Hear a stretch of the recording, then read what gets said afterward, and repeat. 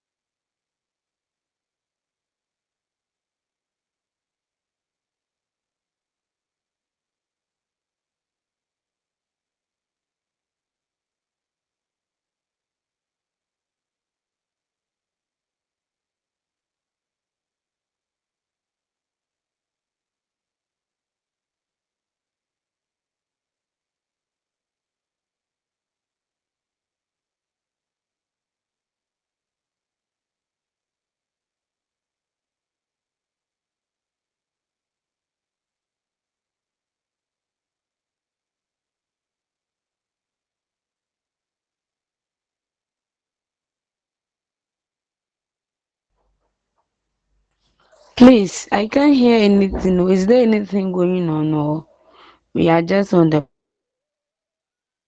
you people should respond to me, I beg.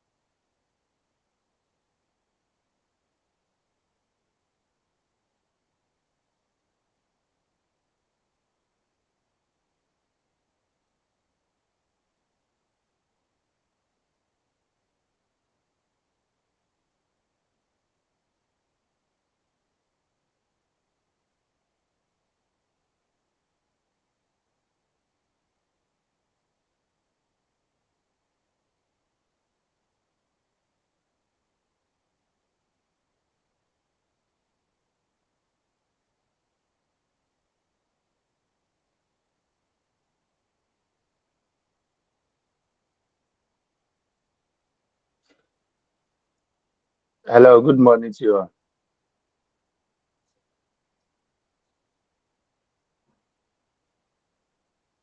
Good morning.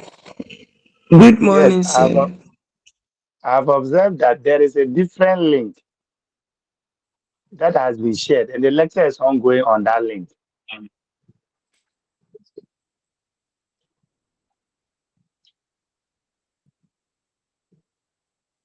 So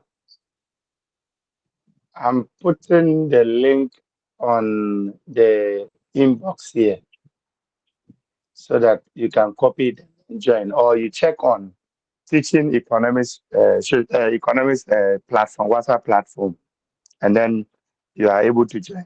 The lecture is going on there.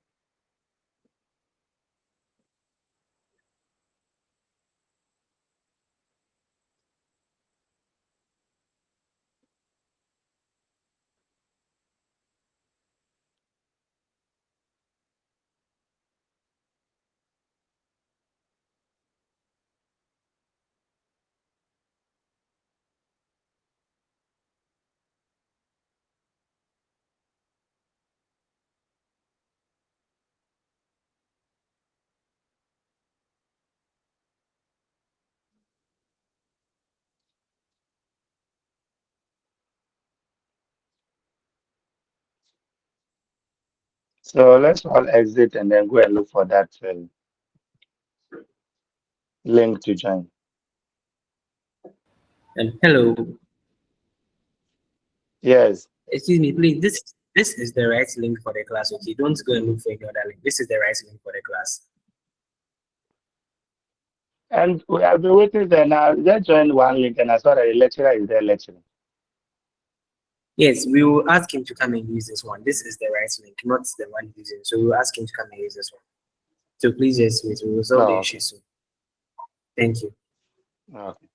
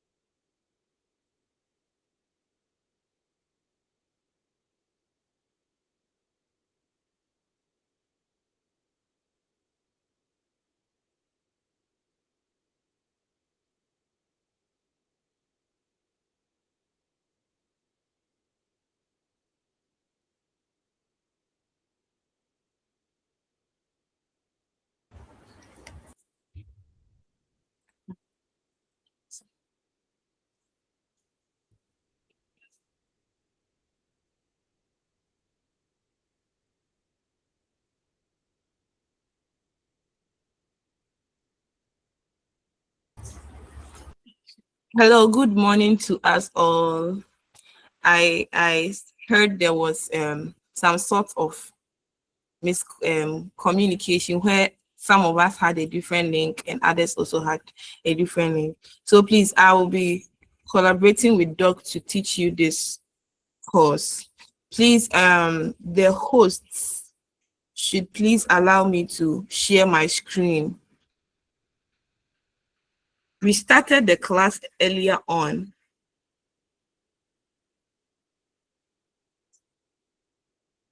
Please, the host should please allow me to share my screen so that we can continue the lesson. We started the class earlier on teaching, and I think some of us are here. Is Lawrence here? Yes, Lawrence. madam, I'm here. Okay, please, yeah. Please, have they joined?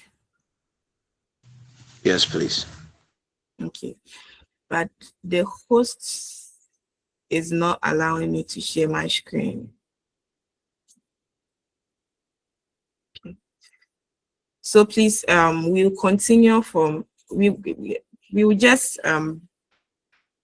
reflect on what we did earlier on before we joined. So the unit 1 is going to be the concept of teaching, which we started by looking at the meaning of teaching within the standard-based curriculum. We are also going to look at teaching as a learner-centered process, which is the science, the art, and reflective practice. We are also going to look at the characteristics and the principles of effective learner-centered teaching. We also go on to the relationship between teaching, learning, and instruction in competency-based education. We will also move to the role of the teacher as a facilitator, learning designer, and assessor. We'll also go to promoting critical thinking, creativity, collaboration, and problem solving. And the last thing we are going to do is to look at, for the unit 1, to look at integrating gender equality, social inclusion, and social and emotional learning. Please, can you hear me? Yes, madam. Madam, we can hear you. But the host has not allowed me so that I will share my screen. No. Oh, that's I don't know. So sorry. So that you can see my slides very well. I don't know. Okay, but you are going to get the course outline. Yeah, you are going to get the course outline soon.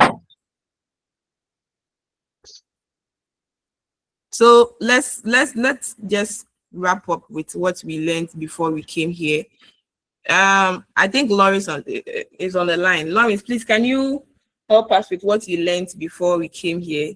Teaching, the meaning of teaching, the standard-based curriculum, and then the others that we talked about to help our brothers. I also tackle some things on it, and then we move on.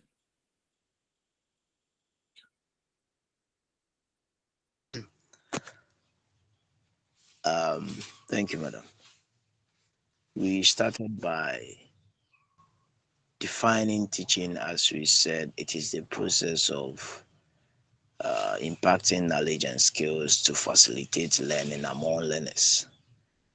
And then we also talked about the competencies that we have to ensure those competencies are established in teaching, as we said, creativity, collaboration, and then problem solving. So, what must we do to help establish problem solving skills? That is where we said we have to ask problem solving questions, related questions, or we have to ask questions that are related to their personal lives or daily lives activities. And then we talk about creativity. Creativity, we also said we should be asking open-ended questions, and by doing so, learners will be able to give different answers to a question, of which that question will not be limited to one answer. And then we also talk about collaboration. And then we said to ensure collaboration takes place, we have to group learners. And then by grouping learners, they will discuss and come out with their findings. And that will also establish collaboration. And then we move on to the definition of teaching by different scholars. That is where we ended and joined this class. Thank you. Thank you, Lawrence. Apart from Lawrence, I think Patrick, have you unmuted yourself? Okay, apart from Lawrence, there are other people that also joined. Yvonne, yeah, Yvonne Abu, and then we have another person. Please, if you're on the line, please unmute yourself and then tell us what you learned. Okay, madam. We were discussing John Dewey's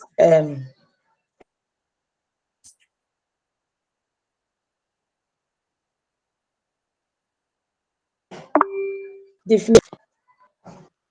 Hello? Hello? Yeah, please, we can hear you. Please talk.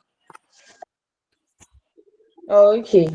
So he said John Dewey's own is about the learner being experiencing through organizing and then meaningful activities in the classroom to promote inquiry, reflection, and understanding, not just to record. That's what I can say about John Dewey's definition. Wow, Yvonne, you've done really well. Okay. Any other? Please, those that we joined earlier on, please, let's unmute ourselves and talk.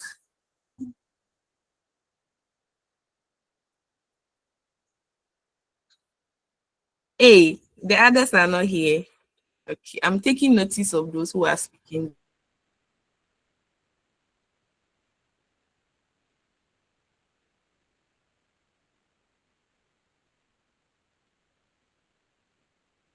Samuel, unmute yourself and speak.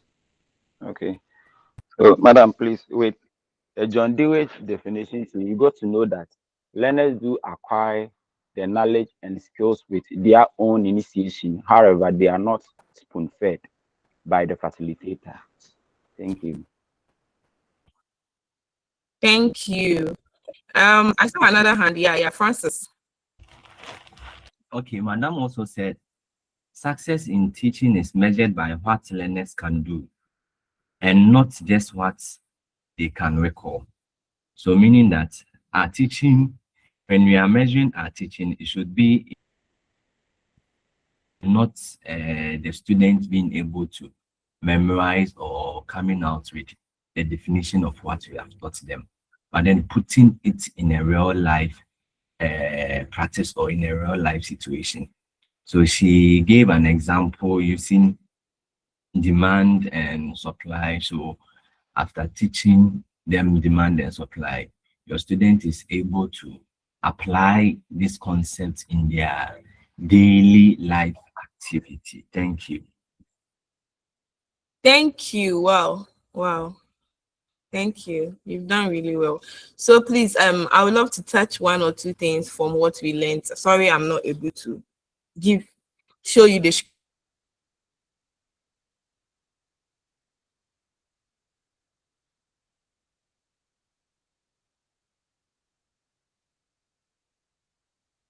deliberate and well-organized activities carried out by the teacher to promote learning. It is not accidental or spontaneous, but guided by clear objectives and expected learning outcome. As they said, teaching should be deliberate. You don't just stand up as a teacher one afternoon and just go to class to teach. No, you should sit down to learn the concepts you are going to teach. You should plan your lesson very well. Look at the activities if they will fit your learners in the classroom. There are some, if you know your learners are people, students that always get concepts better when you give them a role play or anything. You don't go to class and be giving them lecturing method. No, you should, as a teacher, even as you know your learners, there are activities that you should include in your lesson note that will help your learners get your concept very well. So you don't just stand up to go and stand in a class and start teaching. No, it should be well organized to promote learning. So teaching is not accidental. You don't just it doesn't just happen once, no, or spontaneous. You are just there and then one time you just go and teach. No, it should be guided by clear objective as you are going to the class, the things you want your learners to get at the end of the class, and then the expected learning outcome. As I said, the things you want your learners to gain and what they really gain after the class. So it shouldn't be spontaneous or it shouldn't be accidental. So we are on the standard-based curriculum, which is teaching focuses on learning, on helping learners to understand, apply, and use knowledge meaningfully. So as they said, it's not about memorizing concepts. No. It's about learners being able to understand, to be able to apply and use the knowledge meaningfully, even in the classroom, outside the classroom, not just knowing the concept and then getting to know that they're not just knowing the concept. Please, if you've unmuted Letitia, please mute yourself. Sorry, Letitia, please mute yourself. Okay. Okay, thank you. Okay.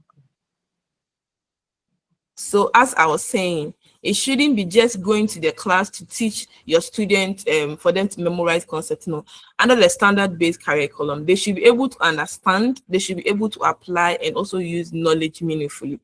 And then learning takes place within the learner as a change in knowledge, skills, attitude, or behavior. So the learning process should not be just going to teach them concepts, as I said earlier. Under the standard-based curriculum, we believe that after your lesson, the learner should have change in their knowledge.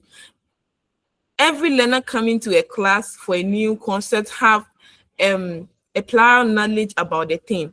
But it can, after the lesson, the learner will get to know if what he or she had was the correct thing, or it should be adjusted, or was the wrong thing. So after the teaching process, the learner should have change in their knowledge.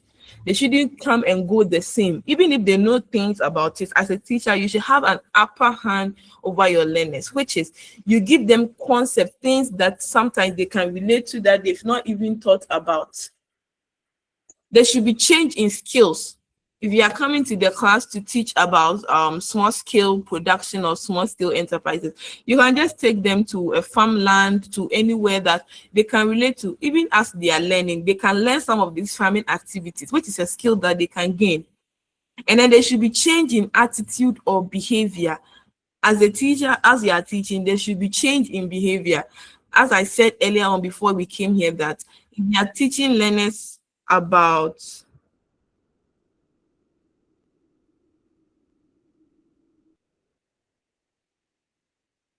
did I see a message? Okay. Yeah, the message is that they cannot see the slides. Doc, so, yeah, I'm trying to. So, Betty, go ahead. Okay, please. Can do. You'll get the slides. So, just take your time. Just listen and put down notes. That's what you are supposed to do. Okay. Thank you, Doc. So there should be a change in attitude or behavior. As I said earlier on in our class, I said that if you're a teacher and you are teaching a concept like utility, maximization of your satisfaction, at the end of the class, or even as a teacher, if you're teaching scale of preference, at the end of the class, at least the learner should gain a concept that, okay, so if I'm going now to buy something, I should list my items in order of importance. I don't just go to outside to sell my things just like to buy things just like that. I should be able to list them. It means that there is a change in behavior of your learner. Now your learner is able to relate to whatever that you are teaching, and it has helped them to change their behavior towards even spending. So if they are going to buy, they have a lot of things. You see, we have a lot of wants. So by the time they will draw the scale of preference, they'll know that, okay, my resources will just cover my needs, which they will take first instead of the wants, because we have so many wants. So all this concept that we teach in class as a teacher is the teaching should not just be based on them getting the knowledge and then leaving the class just like that. No, there should be a change in their knowledge, a change in their skills, and then a change in their behavior or attitude. It should be things that they can relate to and not abstract. We also move to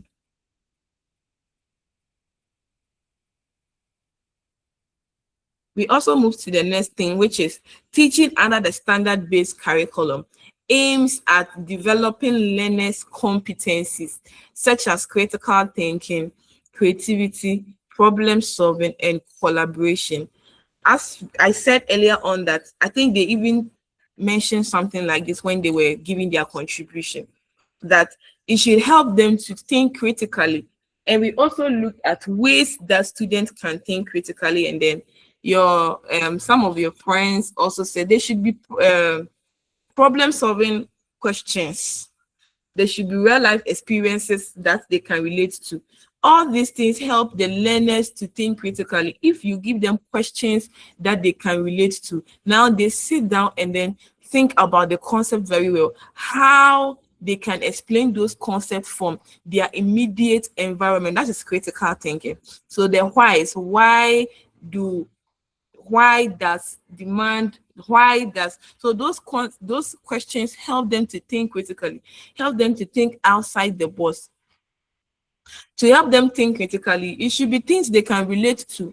If you give your learners abstracts that they can relate to, they cannot even think, they cannot even give you those things that you want them to do. So you should give them real life experiences, real life things that they can relate to.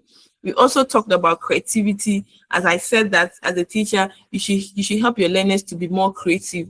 Even in their learning styles, you can help them to have diverse way of learning, not just one way as discussion or as group. Sometimes you can help them to even join a group. Sometimes you can help them to even have project works. Those things help them to be more creative because they will learn other things from their colleagues, even in the classroom. And then problem solving. These are competencies that we want them. We want to have students that can solve problems, not just see problems and run away. So problem solving learners, people that if we tell them, oh, now the country, there were lots of importation, what do you think, that they should be able to solve problems, not just learn abstract and then leave. No. And then there should be, the teaching should be more of problem solving and then collaboration.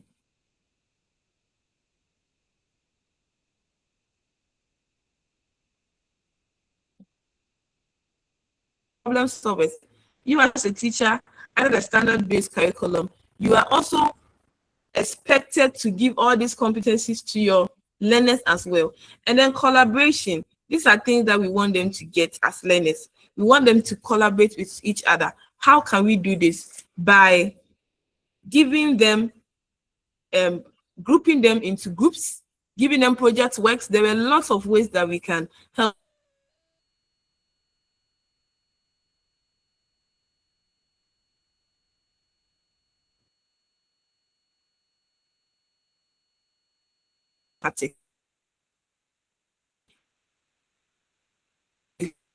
we want you to help your learners to be problem solvers. We want you as a teacher to help your learners to collaborate with their colleagues better in the classroom or even outside the classroom.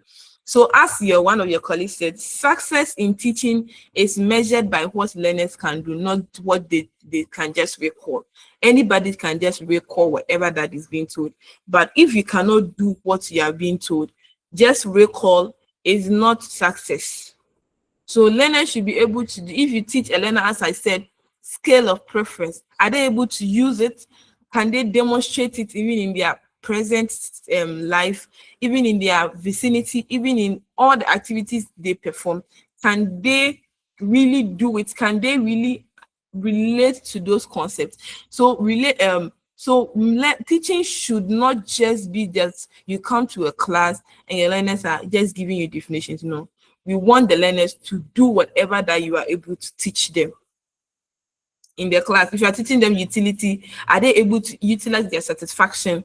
Instead of buying chocolate and gobe, would they choose chocolate over gobe? No.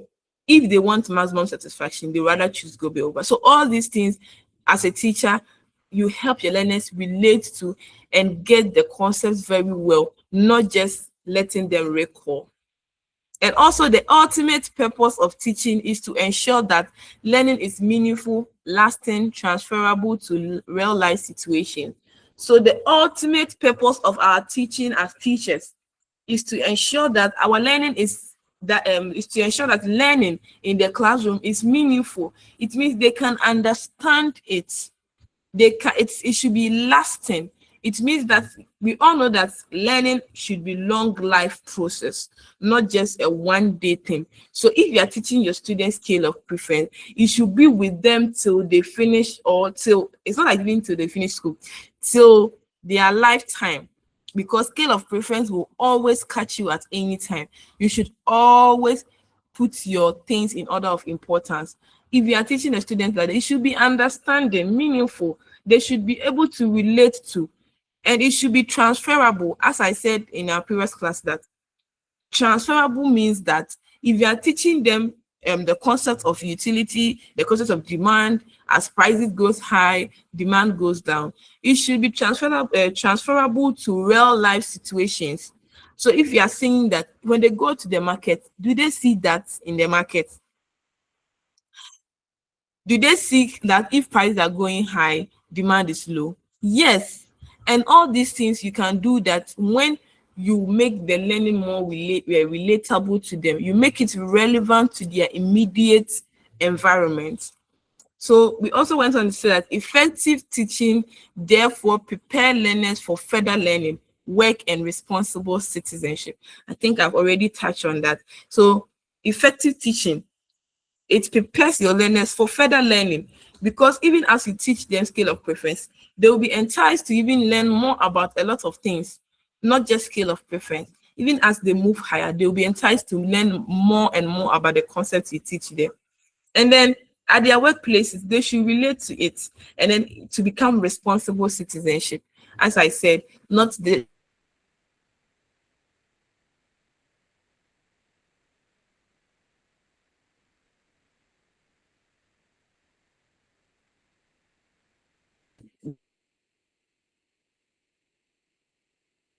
for them to apply it to their immediate situation. When they grow up, they'll become responsible citizens. Now, if you teach them taxation and they know that taxes are used for buildings, like government projects, like schools, like hospitals, like roads, as a learner, they will grow up to become responsible citizens, because they know that you've taught them to understand that all these taxes they are paying is not to just let one person spend the money, but for the country to what? Go up, develop better and better. So teaching, the ultimate purpose of teaching is to ensure that learning is meaningful, lasting, and transferable to real life situations. Yeah. Please, any question? I got to this part when we joined. So if you have any question. Any question?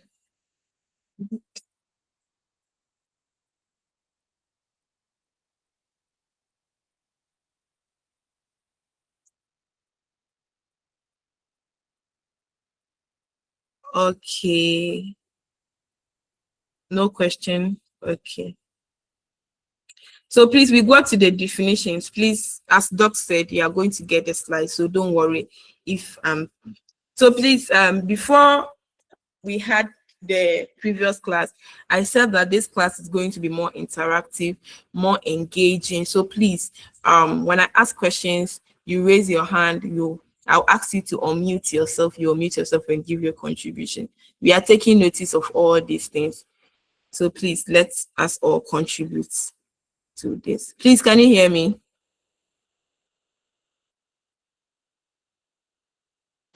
Yes, I can.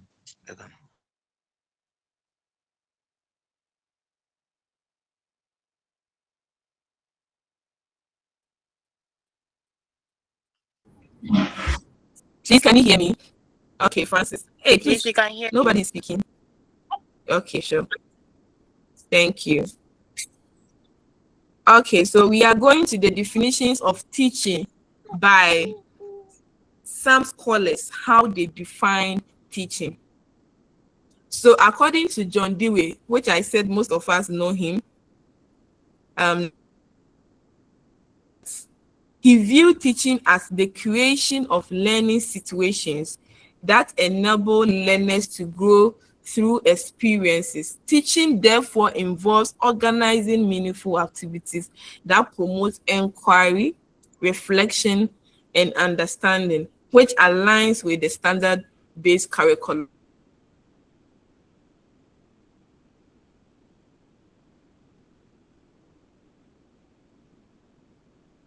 emphasis on learning. And I explained that earlier on in our previous class. So please, those are the previous class. Can you help us explain this? I'll mention names.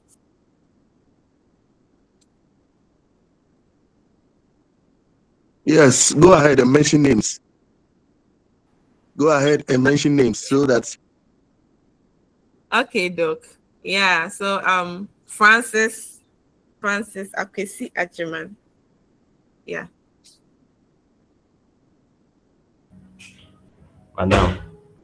Madam, please, with the John Dewey's explanation about teaching.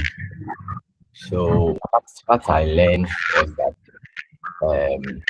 John Dewey's teaching was Abraham, please mute yourself. Abraham Afo, mute yourself. Oh, Okay. Yeah, Francis, you can go on, please.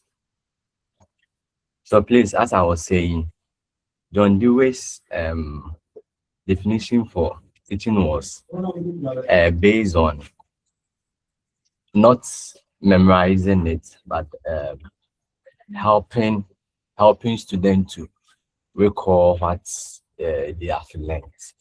Thank you. Okay, thank you. And also what is and hello. Yes, please, Samuel. And what it simply means is before teaching you come in, the one who just spoke said not memorizing, but then recall. So what is the difference? Because when you memorize, then you can do a recall. Okay, please, what I mean is that not memorizing it like say Udini Baba, like the cheering and pouring, but putting it into practice. What you have learned, you practice what you have learned. That's what I mean, please. Thank you.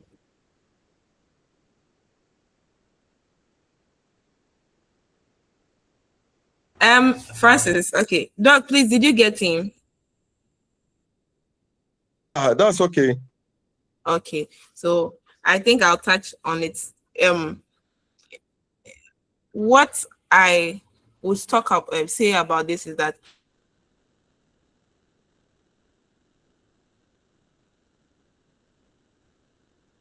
emphasize, or we don't, or root learning, just memory. But as you teach your students and they understand the concept, they will now tend to recall. So recall is like asking them, so apart from whatever that you taught them, what did they learn from it? Maybe on the previous day, the next day, or even on that day, maybe later on during the day. You can ask them to recall whatever that they understand by the concept that you taught them. So recalling this concept, as he said, is I want to polish it a little bit before we move on. Doc, please, is it okay?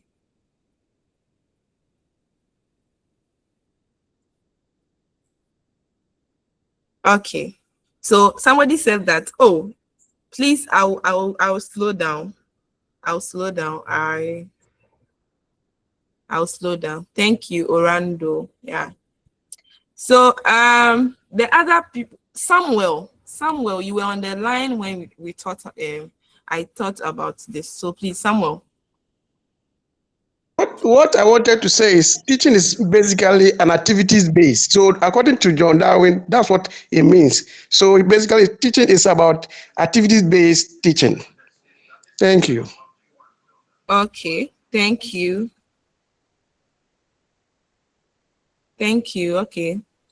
Yeah, Samuel. We have another Samuel too. He raised his hand, but Samuel, you can unmute yourself.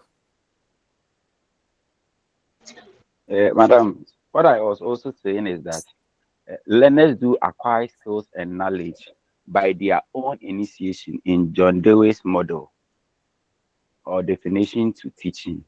Thank you. Okay. So Mr. Samuel Hudaya, you said activity based. Can you elaborate on that for a bit for us to understand? Because somebody might not know the activity based you are talking about. Yes, as you were saying, when you were introducing the course, you said teaching is not about abstract. So you need to be, you have to get things that you can manipulate to make the teaching lively.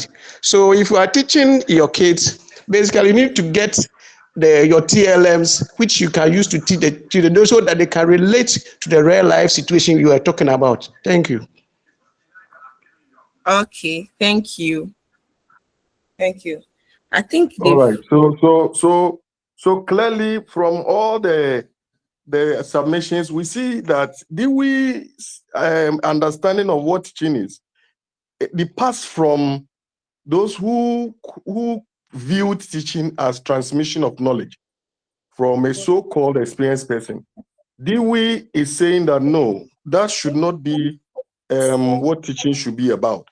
And he emphasized many things like experiential learning, where you actively have to involve the learner so that they would experience, the issues very well.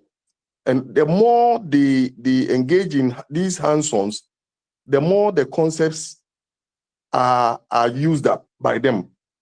Okay, so that is very, very important for us to know. He actually also endorsed any learning that is student-focused or student-centered. And in that respect, making sure that we go about teaching in a way that helps the students to develop critical thinking and problem solving. And then, in addition, skills that are necessary for the survival of the individual.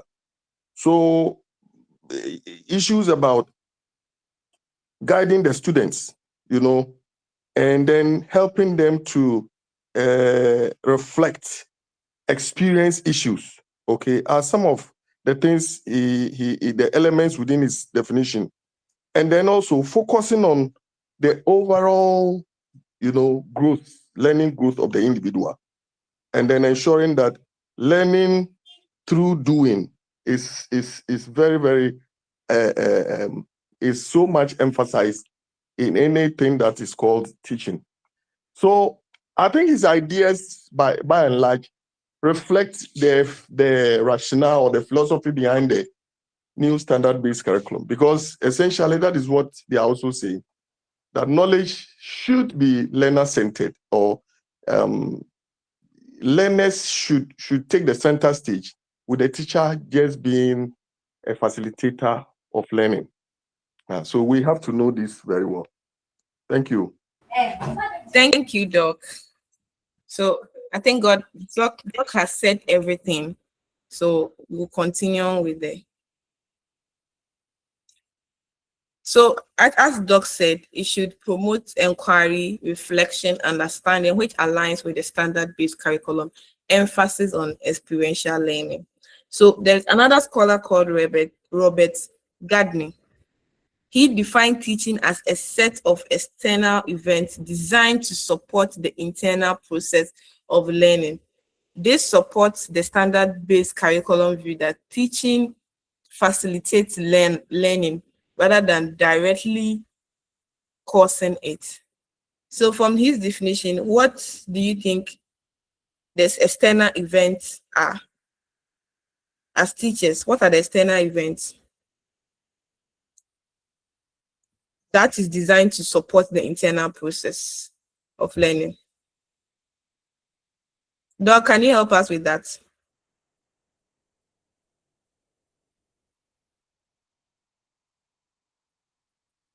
Doc?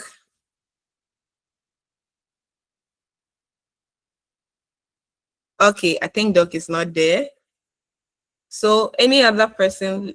I can see Letitia here. From what I read, he said that he defined teaching as a set of external events designed to support the internal processes of learning. This supports the standard-based curriculum view that teaching facilitates learning rather than directly causing it. Anyone to help us?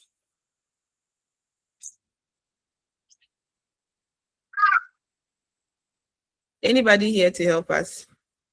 Okay, I think Eva has unmuted herself. Okay, Francis. Yeah, you can unmute yourself.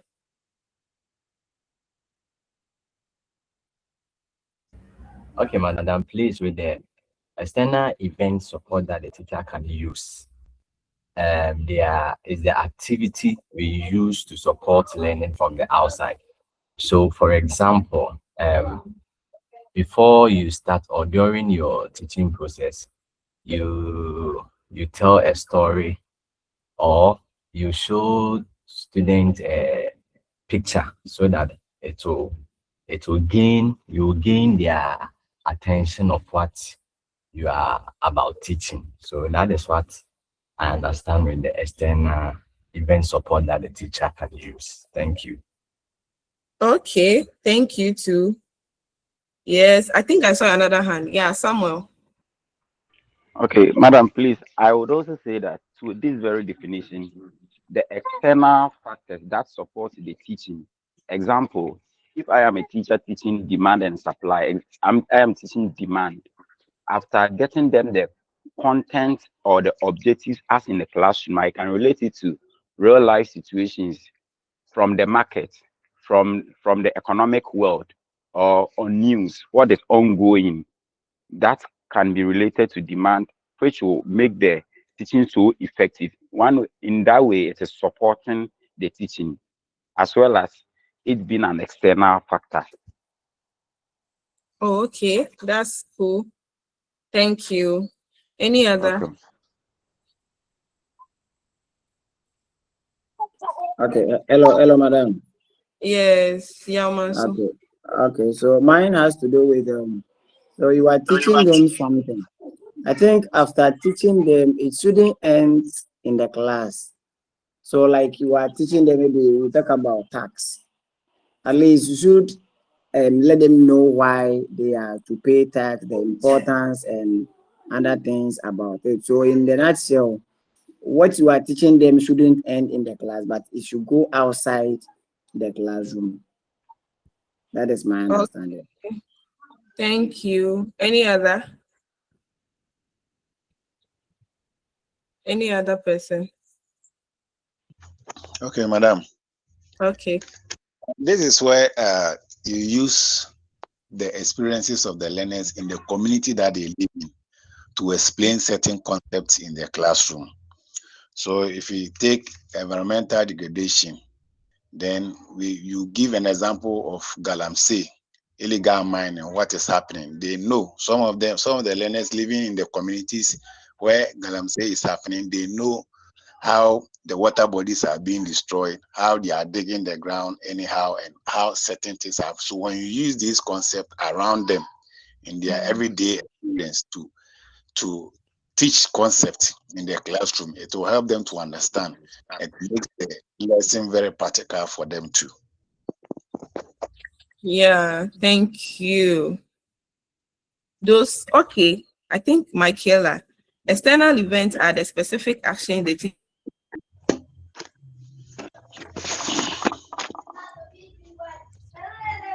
Yeah. Taking notice of those who are contributing. No? Okay, so let me go on. So as Michaela,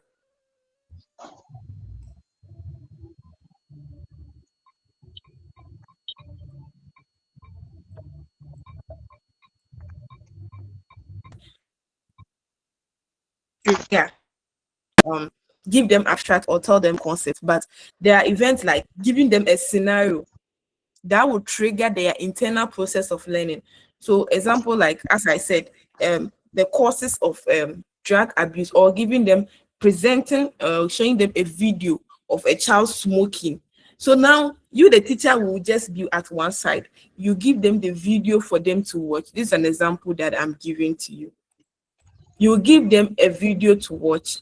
As they are watching the videos, the students themselves will draw something out of it, which is also part of the standard-based curriculum. We said that we want them to think critically.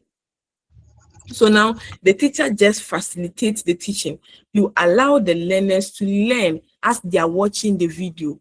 So now it triggers something in them. It helps them to say, okay, there are people there smoking. What will happen to them? Why are they not going to school? Why are they sitting there? So you, the teacher, now use external events designed to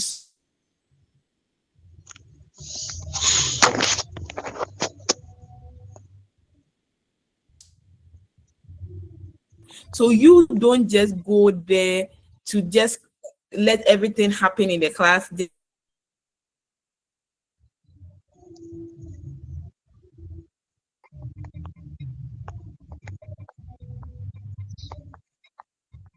And all those things. No, according to learning space in their learning environment will help them to trigger them to also engage in one encoding, helping them to gain attention, retrieval. All these things help them to understand the concept more. So you don't just do much. You see, the standard-based curriculum, we believe that the teacher does less and the students do more. So according to Gardner, these external events that happen around the students will help you, the teacher, in the classroom to help the learners gain more of the learning. You don't do much. So it says that they support the standard-based curriculum view that teaching facilitates learning rather than directly what's causing it. So you as a teacher, you just go there to facilitate, to help them get the concept through what? Giving them realistic examples, as some of you said, examples that they can relate to. So if you give them examples that you can relate to, now you leave it for them to think about it, for them to inquire more about it. Then you guide them to the right places.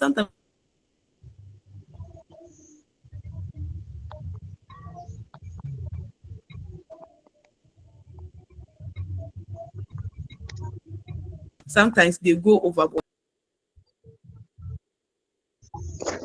than causing it directly, which is rather by you giving them the concept what directly. You just what facilitates.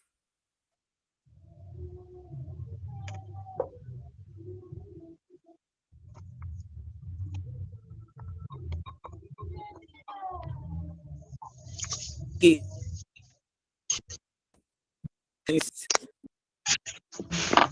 Again, please, who has unmuted himself? Patrick, no, sorry. It's Mr.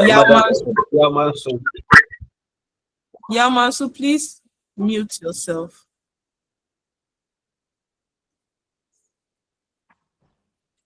So Gage also says that describes teaching as an interpersonal influence aimed at changing learners' behavior potential. Under the standard-based curriculum,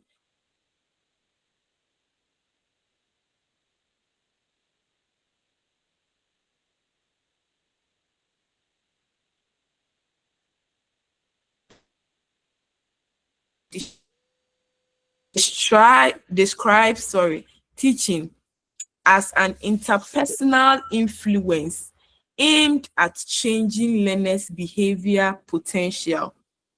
Under the standard-based curriculum, this change reflects not only knowledge acquisition, but also development of skills, values, and competencies. How do we understand this? I'll call different people that I've not called before.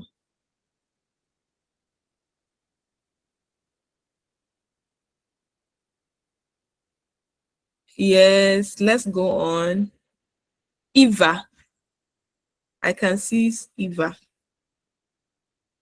Eva. Miss Eva, how do you understand this definition? Apart from here, please, if you want to speak, you just raise your hand and I'll call you.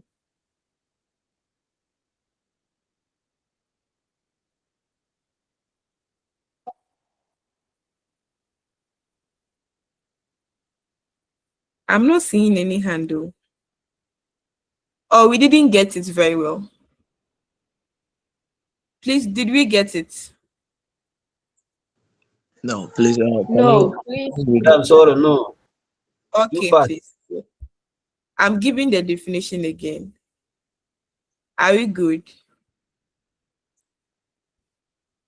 So the scholar is called N.L. Gage, 1963. Gage described teaching as an interpersonal influence aimed at changing learners' behavior potential. So we are saying that under the standard-based curriculum, this change reflects not only knowledge acquisition, but also the development of skills, values, and competencies. Please, do you get it now?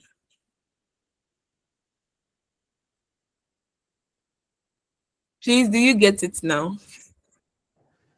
Yes, please. Okay, so please, how do we understand this?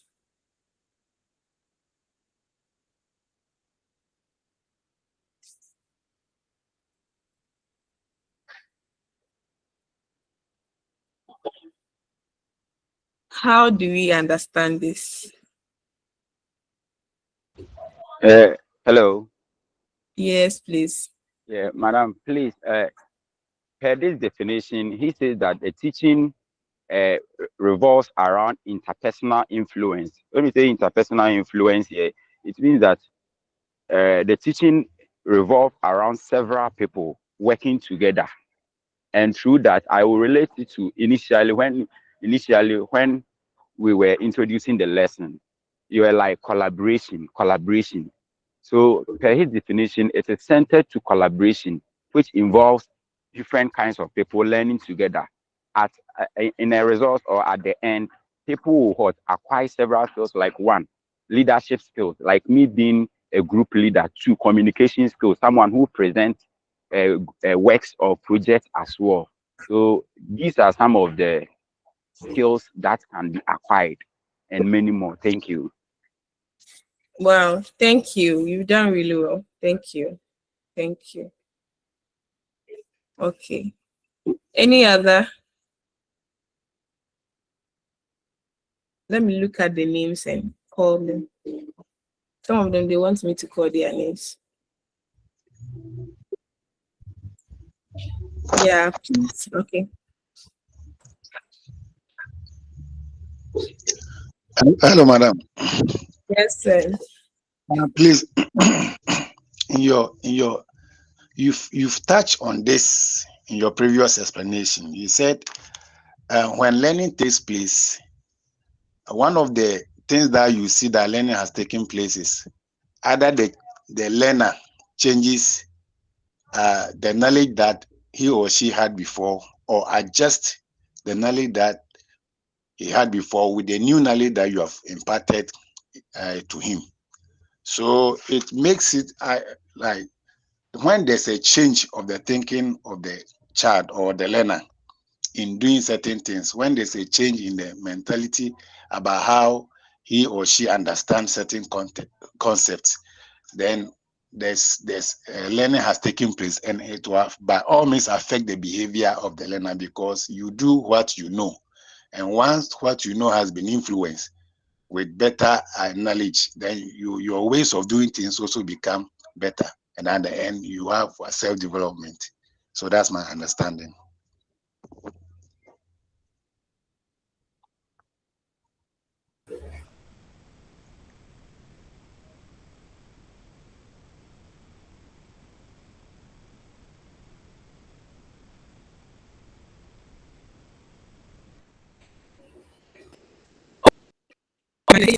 Oh, sorry. I think maybe it's my network. Lawrence, you said I should read it again. Okay. So according to N.L. Gage, 1963, Gage described teaching as an interpersonal influence aimed at changing learners' behavior potential. So under the standard-based curriculum, this change reflects not only knowledge acquisition, but also the development of skills, values, and competencies. Lawrence, do you get it now? Yes, madam. Okay, please.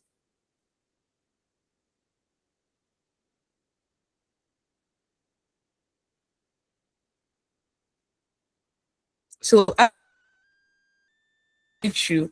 Earlier on, I said that. Okay. Okay, Kofi Isaac Aqua, you can unmute yourself. Yes, please. Madam, so I believe that what this particular definition is trying to communicate is when it comes to teaching, it is aimed at changing the behavior of Kofi, individuals please, and can you hear me? kind of Okay, your voice is far. Madam, is a bit okay? Francis, you can't hear anything. Is it from my side or from Kofi's side?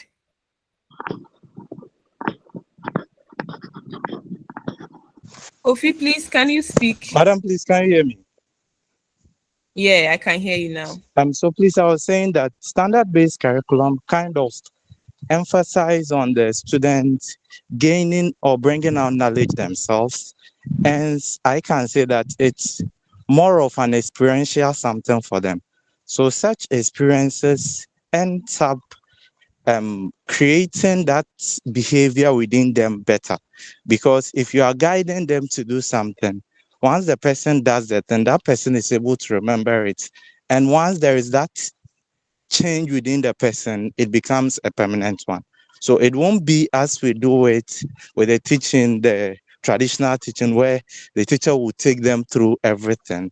But this time around, it's like a collaboration between the two. Hence, they are both coming to an understanding, and it becomes more influential on the students and changes their behavior much better. Thank you. Wow. Yeah, thank you. It's a nice contribution. Yeah, I think any other? I have one definition here. Someone typed it. Any other? Kofi, please mute yourself. So I have a definition. The teacher uses their relationship with you, with the student, to get you pay attention because you respect or like the teacher, the interpersonal part. Your brain opens up to what they are saying. Okay, that's amazing.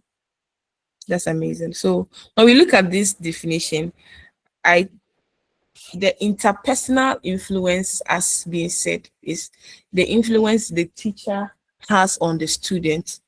So if you're a teacher and then you portray a good interpersonal relationship with your student, not just the teacher, but also the student having good interpersonal relationship, it influences their behavior, not just that them acquiring the knowledge, but also the development of their skills, their values, and their competence. It will shock you that when you put students into groups, they might learn the concepts they are supposed to learn, but at the end of the lesson, you see that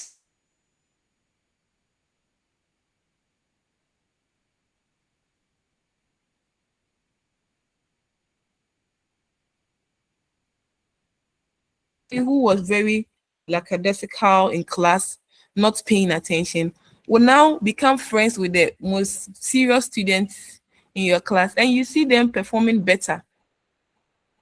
So teaching is an interpersonal influence aimed at changing learners' behavior potential. So under the standard-based curriculum, this change reflects not only in their knowledge acquisition, but also the development of skills, values, and competencies as well. I think you people have said a lot, so I just wanted to add this to it. So we go to the next caller. Melby, 1994. Melby argued that teaching is not merely dispensing subject matter, but an interactive process involving learner actively. I would love to take it again. Melby argued that teaching is not merely dispensing subject matter, but an interactive process involving learners actively. This perspective aligns with the subject-based curriculum requirement that learners participate meaningfully in the teaching and learning process. I would love to take it again so that you get it. Melby argued that teaching is not merely dispensing subject matter, but an interactive process involving learners actively. This perspective aligns with the subject-based curriculum requirements that learners participate meaningfully in the teaching learning process. Please, did we get it? Yes, madam. So please, how do we understand this concept? Please, I want everybody to participate.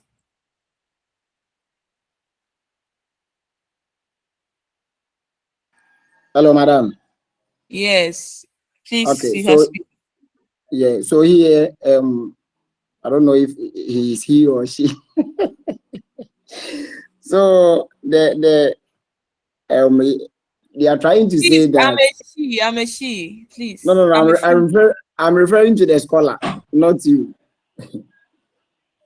So over here they are trying to say that teaching is not just about let's say lecturing or just the teacher going to class to say whatever that he or she has to say, but rather it's an interaction.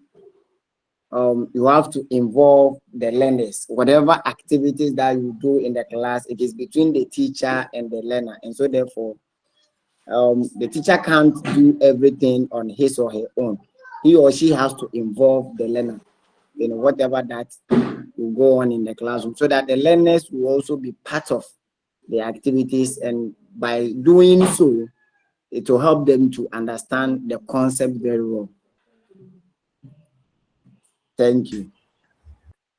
You've done really well, Ajimai. You've said a lot. Okay, Sedinam. Sedinam, you can unmute yourself. Okay, so what I want to say is that when learners are hands-on in the activity, they tend to remember it more often than when they are just sitting idle and listening to you talk. For instance, we are playing a game surrounding a topic that we are teaching, say demand and supply. And you get the learners to try and play a game in the class. At the end of the lesson, they remember the game they played, and hence they are able to remember the concept that was taught. So that is what I think the scholar was talking about. Thank you.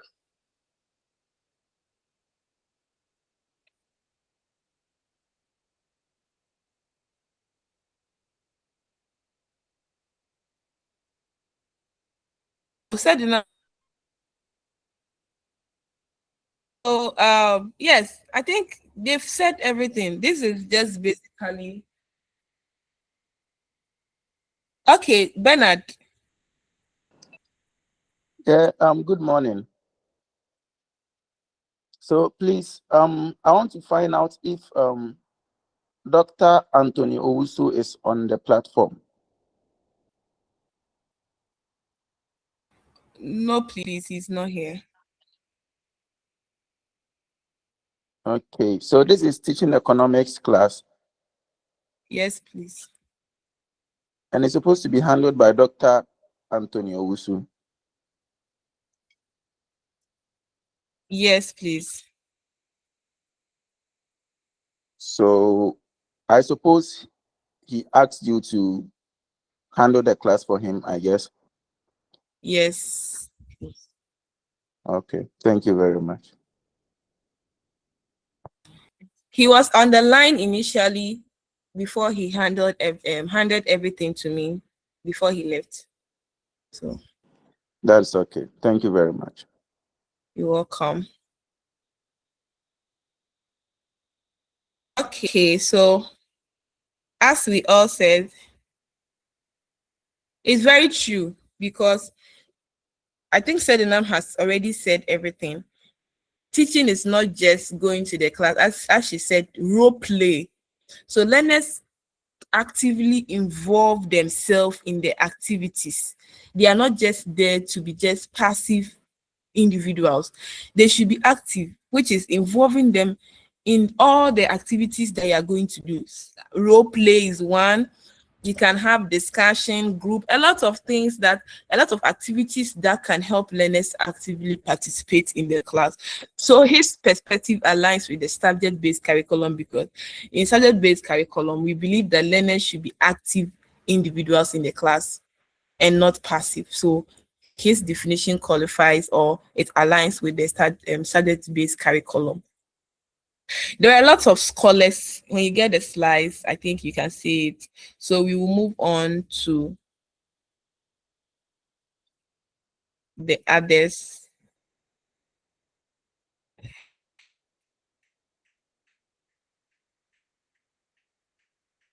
Yeah.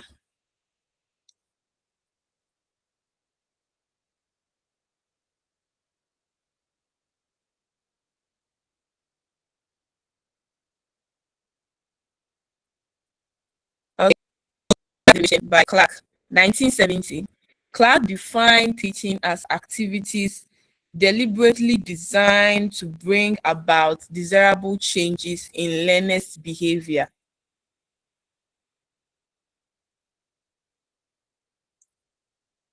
In learners' behavior. In the standard-based context, these changes reflect learners' ability to apply knowledge, solve problems, and demonstrate competencies. Clark, 1970, defined teaching as activities deliberately designed to bring about desirable changes in learners' behavior.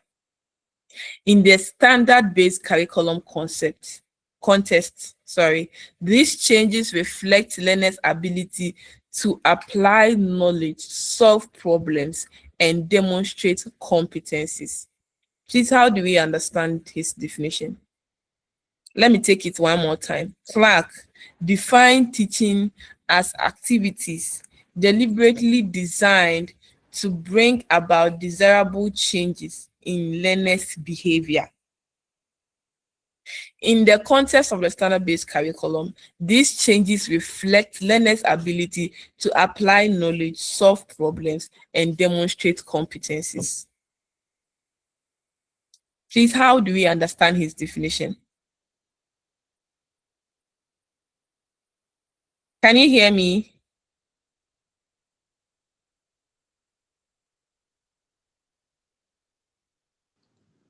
Please, can you hear me? Yes, I can hear you, madam. Yes, Please, did you get the definition? Yes. Yes, please. Yes. Okay, so please, how do we understand his definition?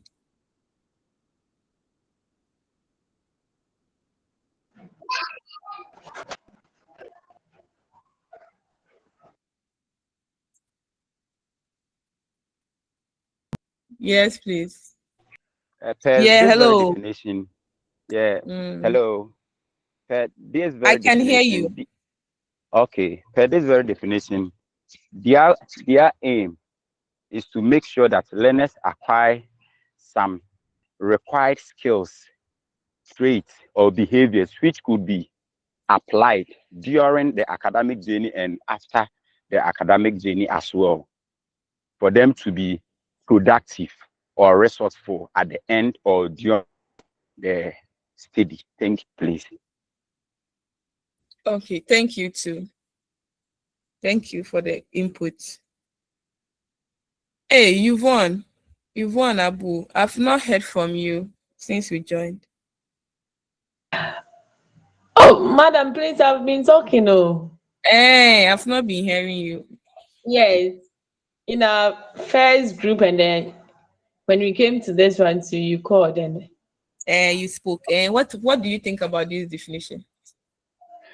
I'm still thinking about it. Okay. Be thinking. I'll call you later. Okay. Yeah. So, madam. Lawrence. Oh, okay. Somebody wants to speak. Yeah, it's me, Lawrence. Okay.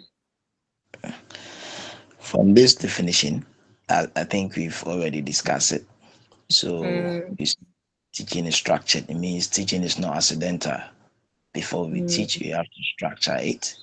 And then by structuring it, you have to consider the capabilities of your children. And after teaching, whatever that will impact on the kids, I mean the skills, they should be able to use those skills or to apply those skills to solve problems in our societies. Thank you. Thank you, Lawrence. I think basically, okay, I can see an Osei Solomon.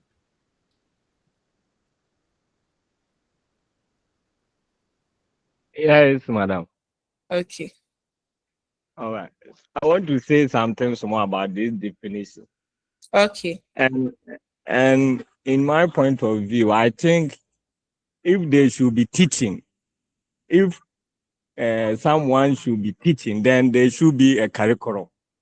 Now, this curriculum, we have developers, and then before this curriculum should come into being, there should be the needs of the society in the development of this curriculum. So with this definition, when you are teaching the needs of this what? Of the learners as they are in the society. So here you teach them, and then it is what deliberate we inculcate the needs in the curriculum. So whilst we are teaching, they also take what you are teaching them to, for them to help them in their real life situation. Thank you. Thank you. I saw another Solomon. Tay. Another Solomon. Hello, madam. Yeah. Yeah, you can speak.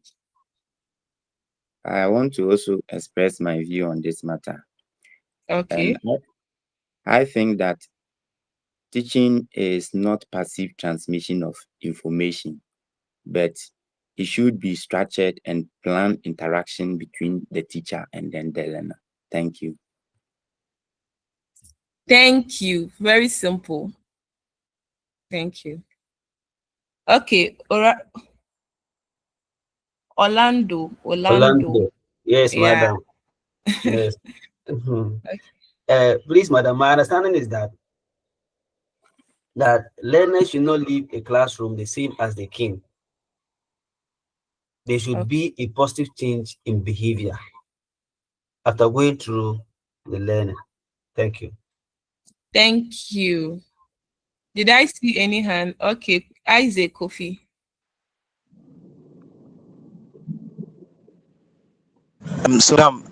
In my point of view too, I believe that this definition was emphasizing on the designs that are being used by the standard-based curriculum.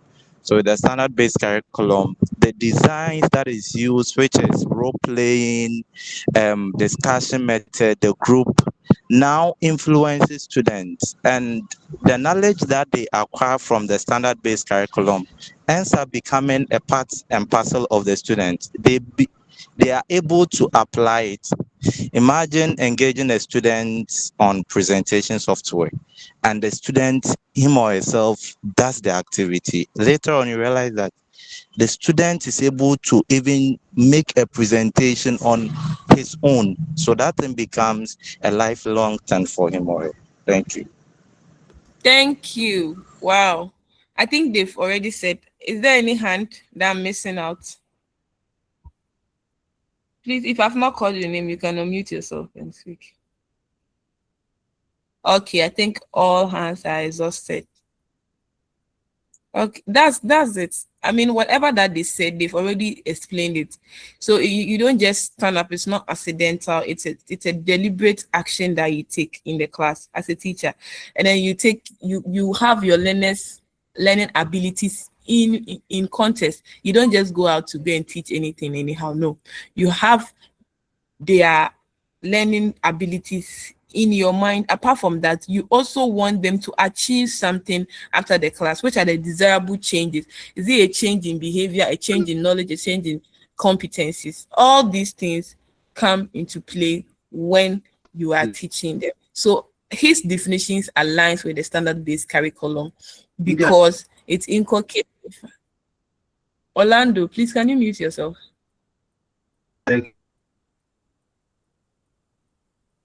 Ability to solve, because these changes reflect learners' ability to apply knowledge, solve. Orlando.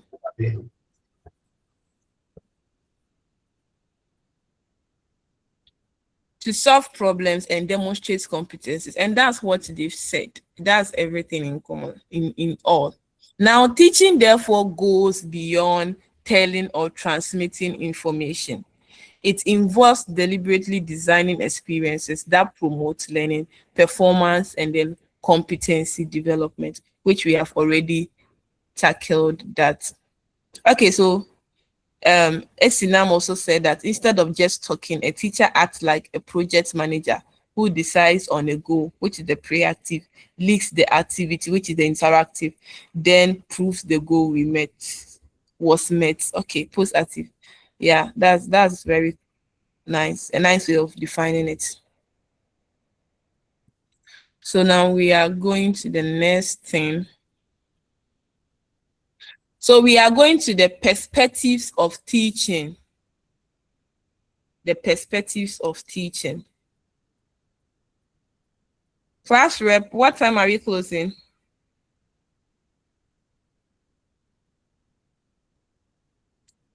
Lawrence.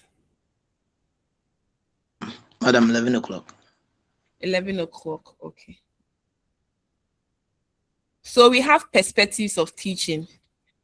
So the concept of teaching can be viewed from three main perspectives. These perspectives describe how teaching is organized and experienced. At this one, I'm going to leave for us to discuss it because this is something that is relatable. So they include authoritarian perspective, democratic perspective, laissez-faire, which is a reflective perspective. And I think we've heard this over and over again about the perspectives.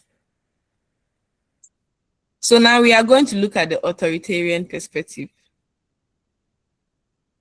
Each perspective differs in the role of the teacher, the level of learner involvement, and depth of learning. So I was supposed to close at 9. I was supposed to give you a break from 9 to 9:10.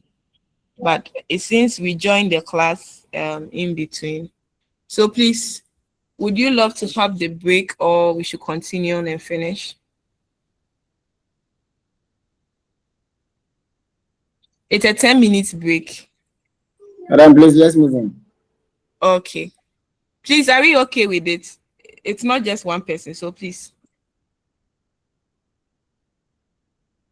Please, can I move on? Yes, you can. Okay. Yes, please. Okay. So now the authoritarian perspective of teaching. What do you think the authoritarian perspective of teaching will have?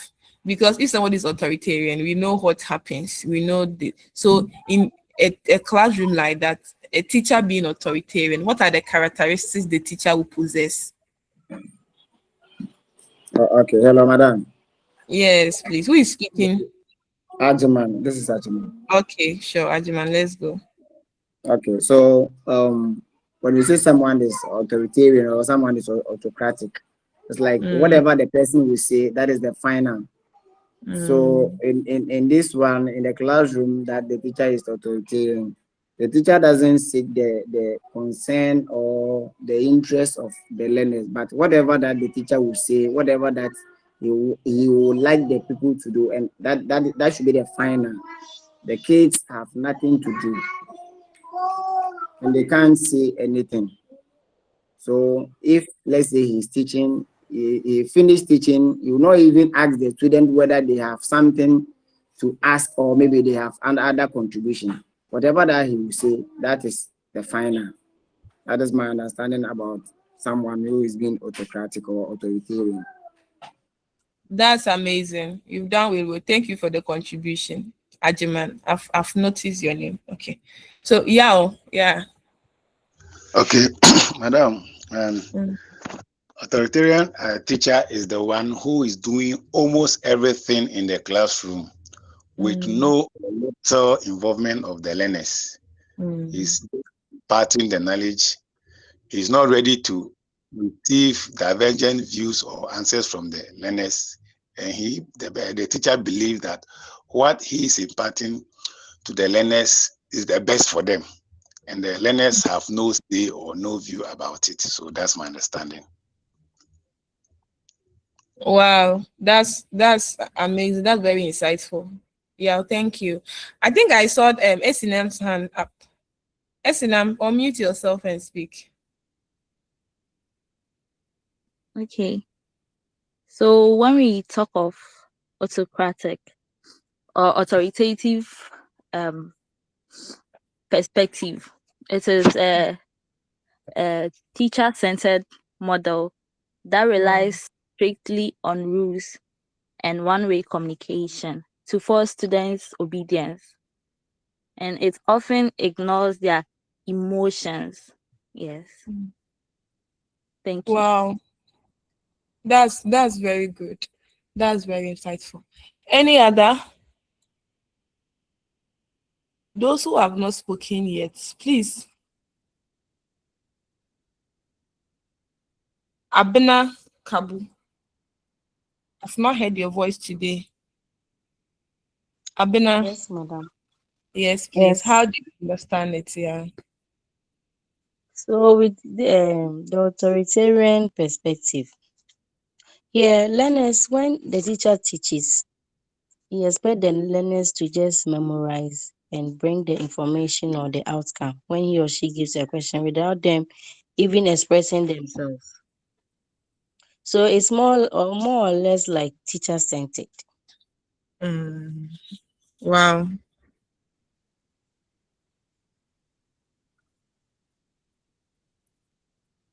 Okay.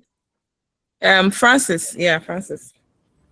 Madam, please, when we say a teacher is being authoritative teacher, what I do understand is that the teacher involves students, but here the teacher is very strict, meaning he or she is a principal teacher.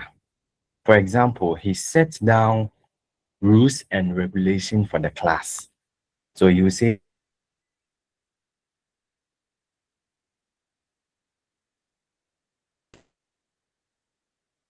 at 7 o'clock we should all be in the classroom. So here we can say the teacher is strict. The teacher is firm but fair. So here the teacher involves his student in his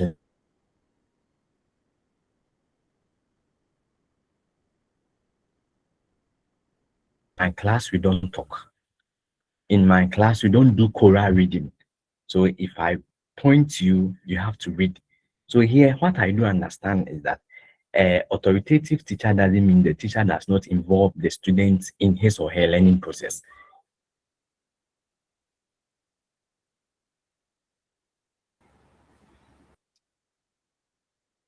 Francis, it's like your line is breaking. Okay. I said, meaning if the teacher said we are doing this, if it is a group work, we are all doing the group work. He or she that doesn't want a situation whereby one person will be doing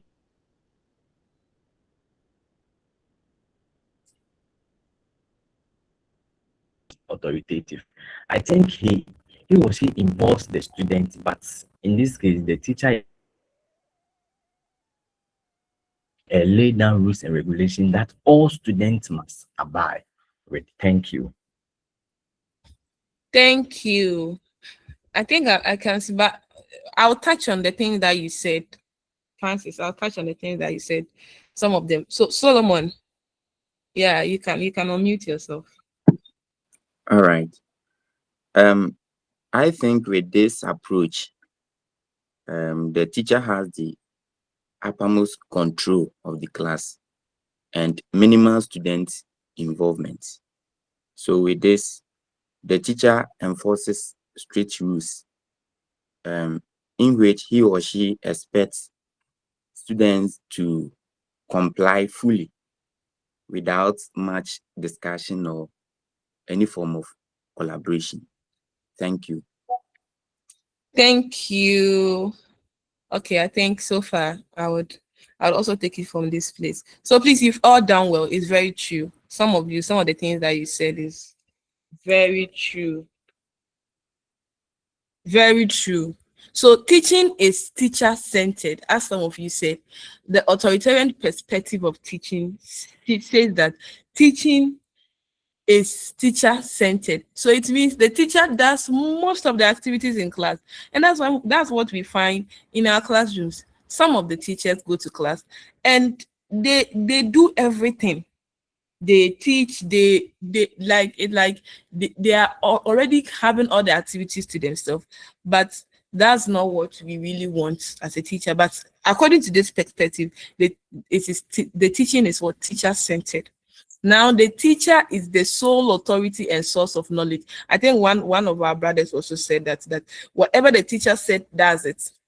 And you go to a class, the teacher will say that whatever that I've given to you, if you don't write the same thing for me, I'm going to mark you down. That's a kind of authoritarian teaching or authoritative teacher. He will tell you, if you don't write whatever that I give to you, you are wrong. Yeah, so that's their kind. Learners are expected to listen, memorize, and reproduce information. So the learner is passive. The learner just sit down, listen, memorize, and then reproduce.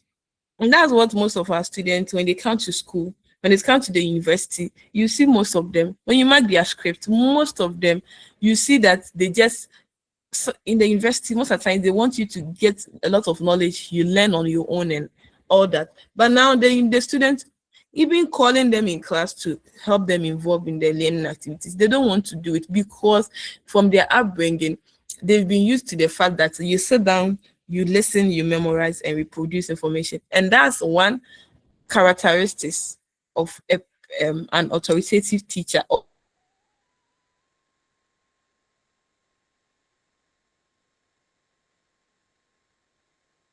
Or an authoritarian of teaching. Please excuse me for a few minutes.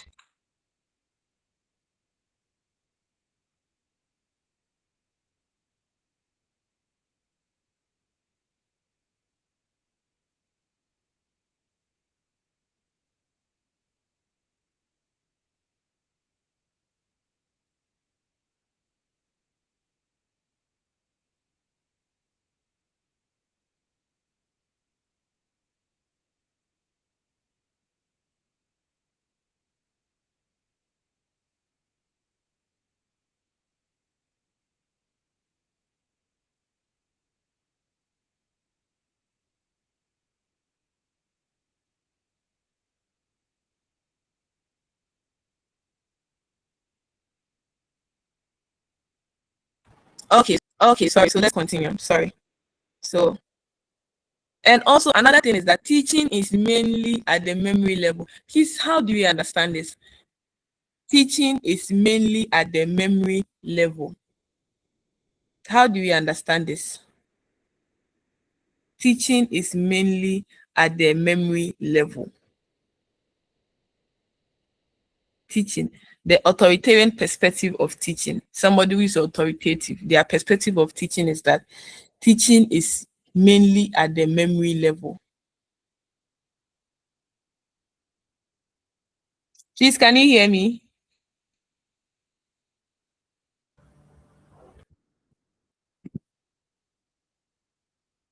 Yes, I can hear you, madam. Okay. So they said teaching is mainly done at the memory level. I think I have to go on. Hello, madam. Yeah, Ajiman, yeah.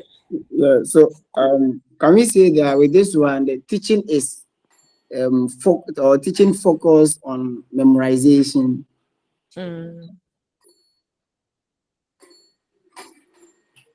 Yeah, that's what I want to say. Wow. At Yeah. the memory level, we can say it's only focuses on memorization. You teach them to memorize. Oh, okay. That's amazing. Yeah. Samuel. Okay, madam, I would also say that for this perspective, teaching is mainly done in a route form. That's how it is being done, Mm, without focusing on understanding and application. Yes, is to route learning. Thank you. wow. Thank you. Lawrence, do you have something to say? And madam, yes, they've said it all. They've said it all. Yeah. Okay. Esinam, please, for this, is somebody speaking? Osman. That's when the commodity price goes. Mind you, it is not only gold that gives us Osman, consequences. Indeed, the most please mute sustainable way, yourself. organic way, is through exports of commodities. In fact, not at the last year or two. There's also one and then we just discuss. You understand? But you see, in between the time that you Osman. to have a strong export base, Okay. you must have mechanisms that Um, protect you against depreciation. And I must Osman. reiterate that the depreciation, as Malvia himself attests, is the biggest problem of this economy if you set aside unsustainable debt. Right? And any government that has a handle on it and is able to ensure that the currency is Please, if stable, anybody knows such that Osman, it they does should tell not him affect to prices to the detriment of please. it's just credit. Well, I pose these questions because government will have to answer. Oh, he's business.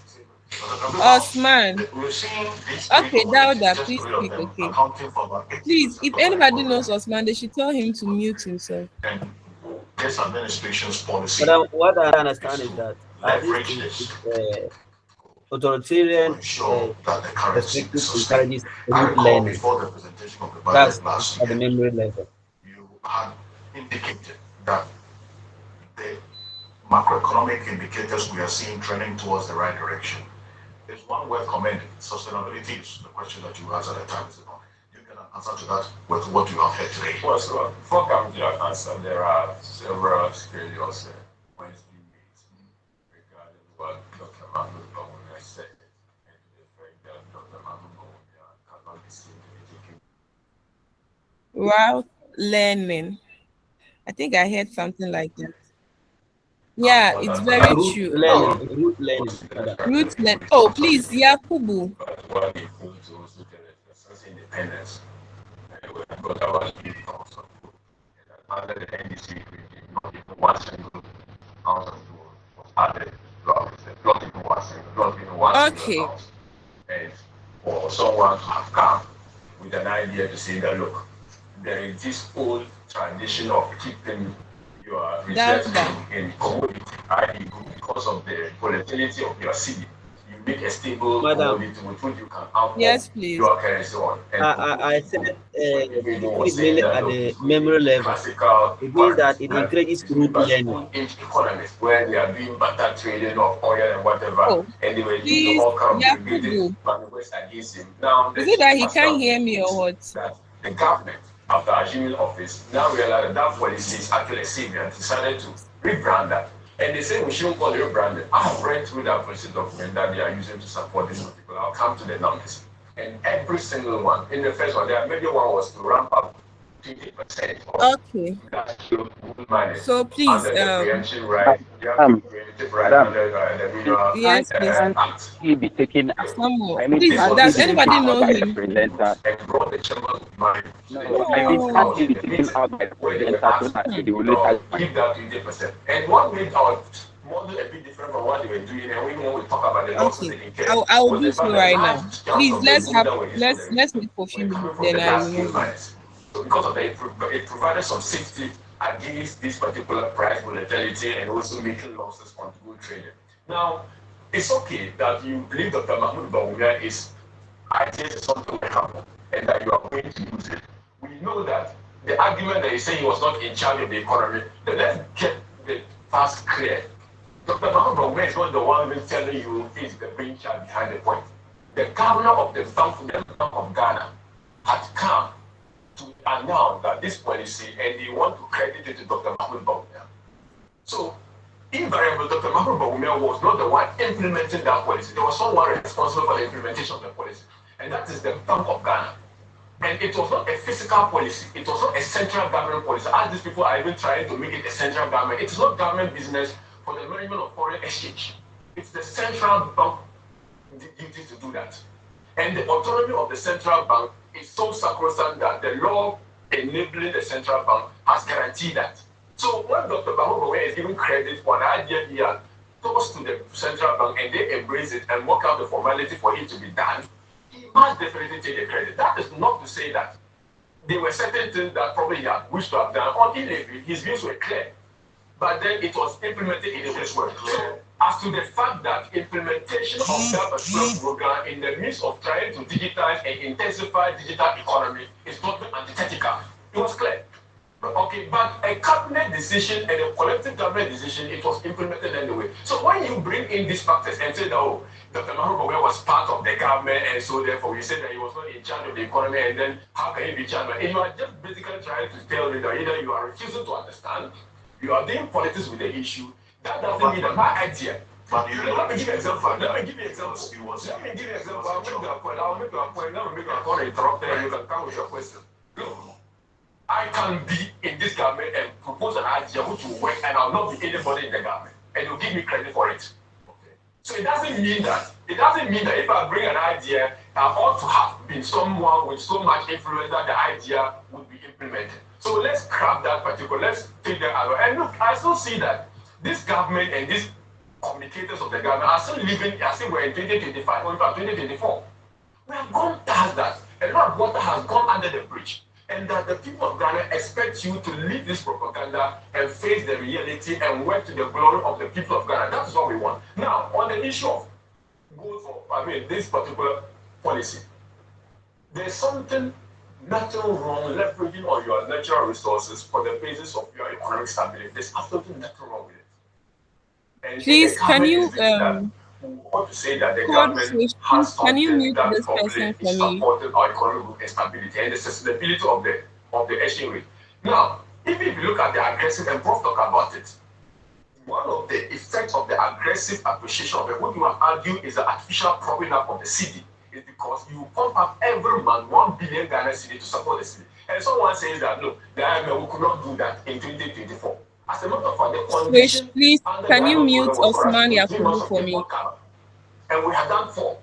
So we could have liquidated the additional money to support it. And if you remember, Governor Addison told people at the conference that if you want me tomorrow to bring the city to $10, Madam, please, here they are not allowing us to mute you. So it's not that the economic managers don't know what it takes to do some of these things.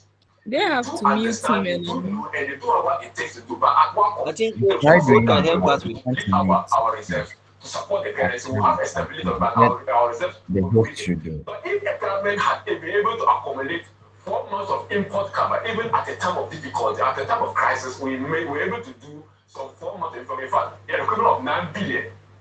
We could have used some 1 to 2 billion to support the currency, but we could not do that because the IMF program required that do a minimum of 3 months. And even when we have done that, they are still not lifted.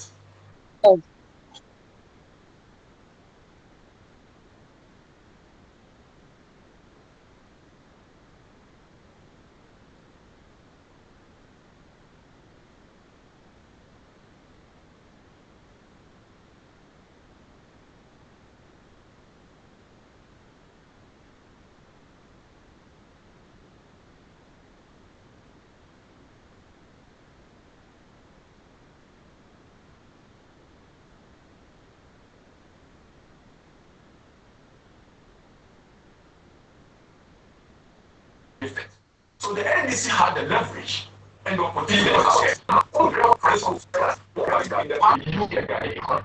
So I don't speak against the particular official program.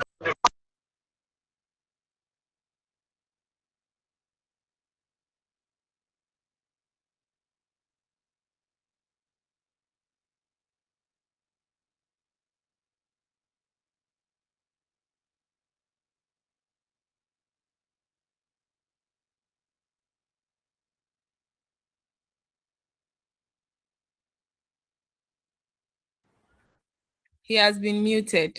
Sure. So please, as we all said, it's very true that at the memory level, it's all about memorization. The teacher, an authoritarian perspective of teaching, the teacher will see teaching as just memorization, memorizing concepts and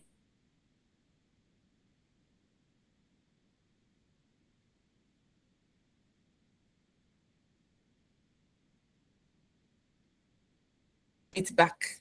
That's all. Some of you that understand. It's babadie. Babadie means that chew, come, and then pour.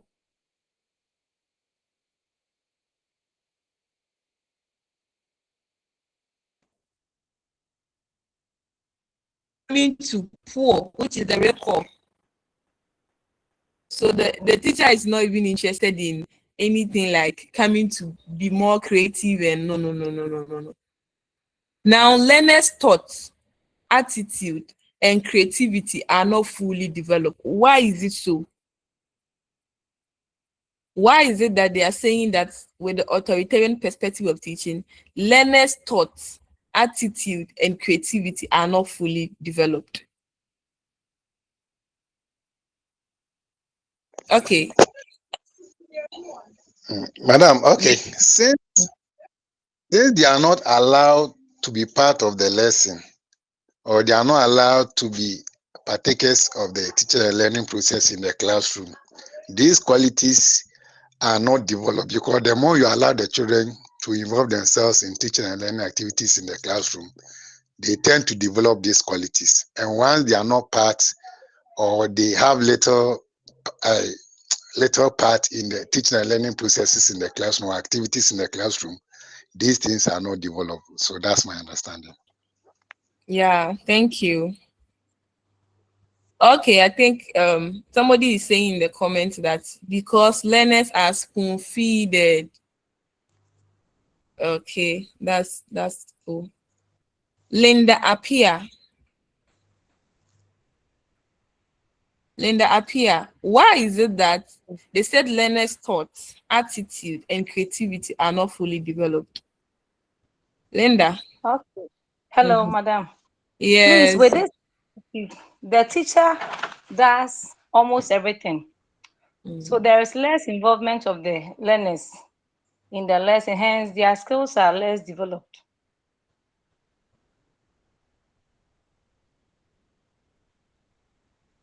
Yeah, Hello. learning that's very good. So what skills are they limited, or what skills are they not developed? Can you give me some of the skills that you think learners can gain, but because they are just memorizing and stuff, they don't get the And they skills? cannot think critically, and they That's cannot solve problems too, that's because amazing. everything is typically done by the teacher.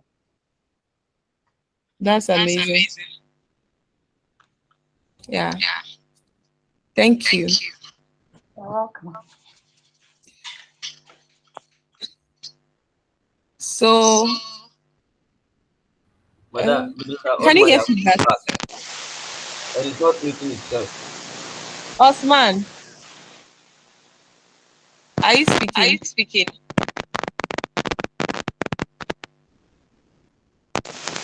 Osman.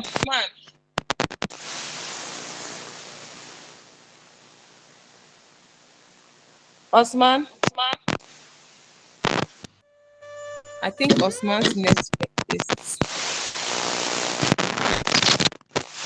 Hey, Osman, you are disturbing the class.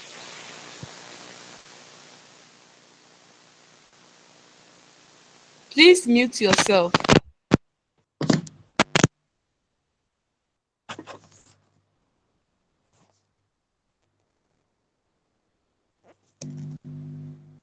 Okay, so let's continue. I think Yao Manso has given his take on this. He said, Yao Manso, can you unmute yourself and speak? Some of you are typing there is very good, but I feel like when you unmute yourself and speak, maybe you might add other things that will help the class. Yao Manso.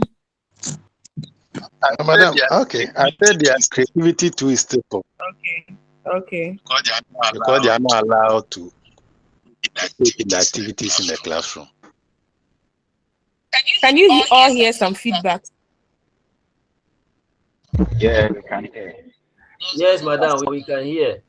Osman, I don't know why he. Okay, let's continue. Yeah, thank you. Yeah, Manso. Would you add anything to it? I mean, what you said is cool, but do you want to add anything?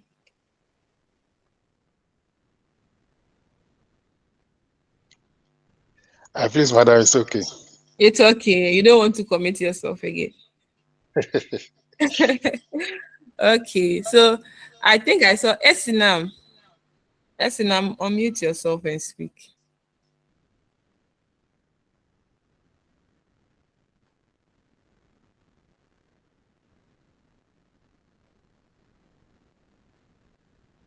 Esinam. I can see Clara Boafo. Clara, how do you understand it? Learners' thought, attitude, and creativity are not fully developed. Clara, unmute yourself.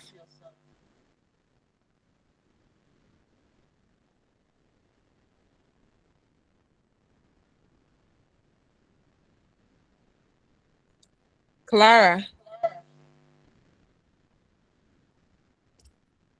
I hope she can hear me.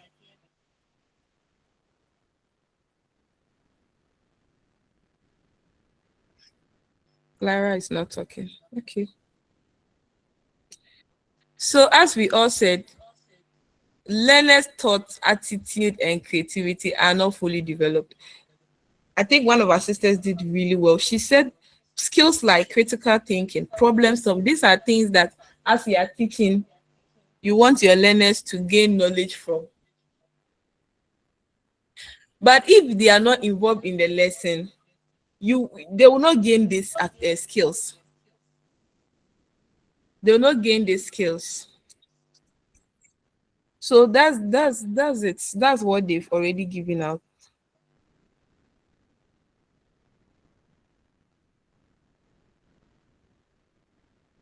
Let's move on. Approach is often described as thoughtless teaching. Thoughtless teaching. How do we understand this?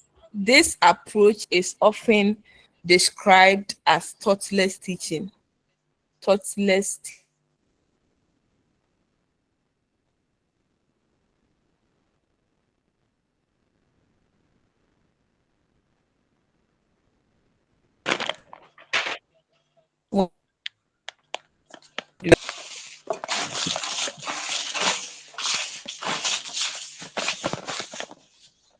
Linda. Madam. When they say something is a thoughtless teaching, how do you understand it? Okay. What I would say is that here, the focus is not on the learner. It's not learner centered. So here the teacher does everything. Okay. Would you love to add something else? No, it's okay. No. Okay, sure. Thank you. Okay. Yvonne.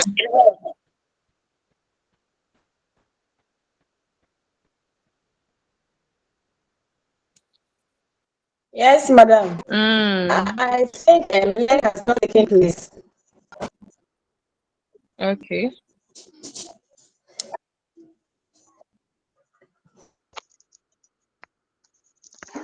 Oh, Yvonne, you are done.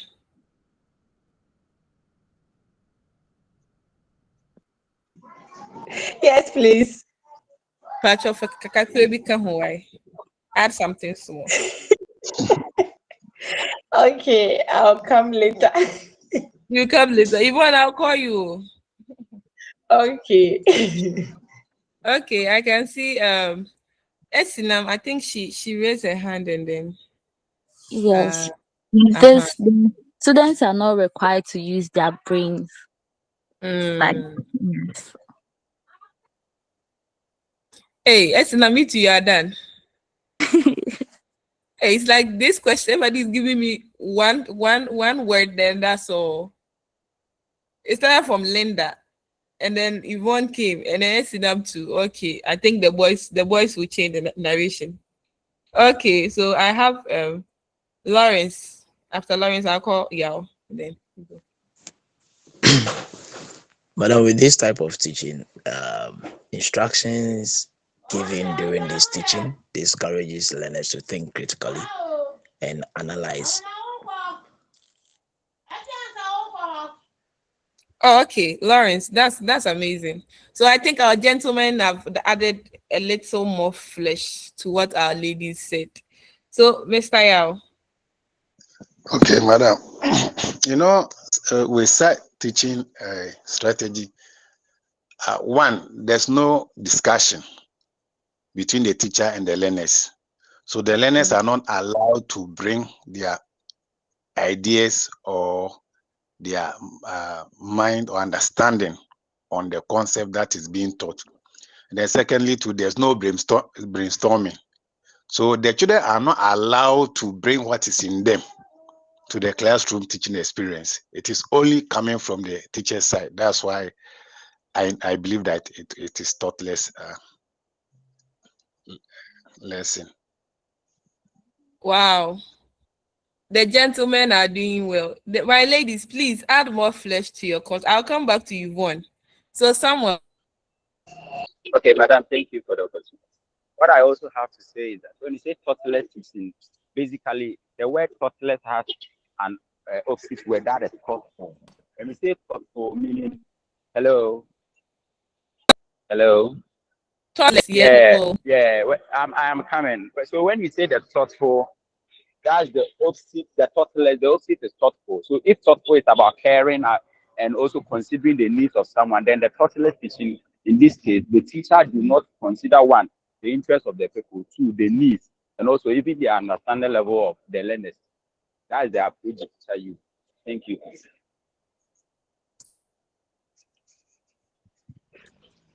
Hello, madam. Hello. You have. Okay. So, Yvonne, will you add something to your definition? Or I should go on. Hello, madam.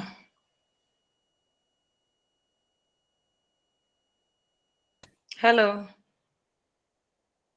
So it's true. Thoughtless teaching. The students don't actively participate in the learning, the teaching and the learning activity. The students are just sitting there. They don't have to even think about anything because the teacher has already done the digging. He's just coming to pour it out for them to learn. So it's very thoughtless. Seriously, very thoughtless because the students are not actively involved. Learning outcomes are limited to surface knowledge. Learning outcome are limited to surface knowledge. Please, how do we understand this? Learning outcomes are limited to surface knowledge. How do we understand this?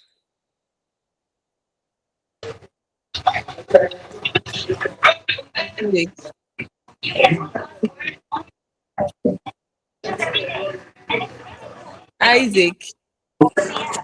Hello, madam. Okay, you can speak. Surface knowledge means the outcome is not that deep as expected. The teacher, because everything is surrounded around the teacher, they are not able to, the students are not able to dive into the topic well. Wow, that's amazing. Okay, I have Yao. Hey Yao, today you are doing well. You are doing well. Yao, please unmute yourself and speak. We are taking notice of some of you. So please, if you have any definition, any concept, please speak up because class participation is active.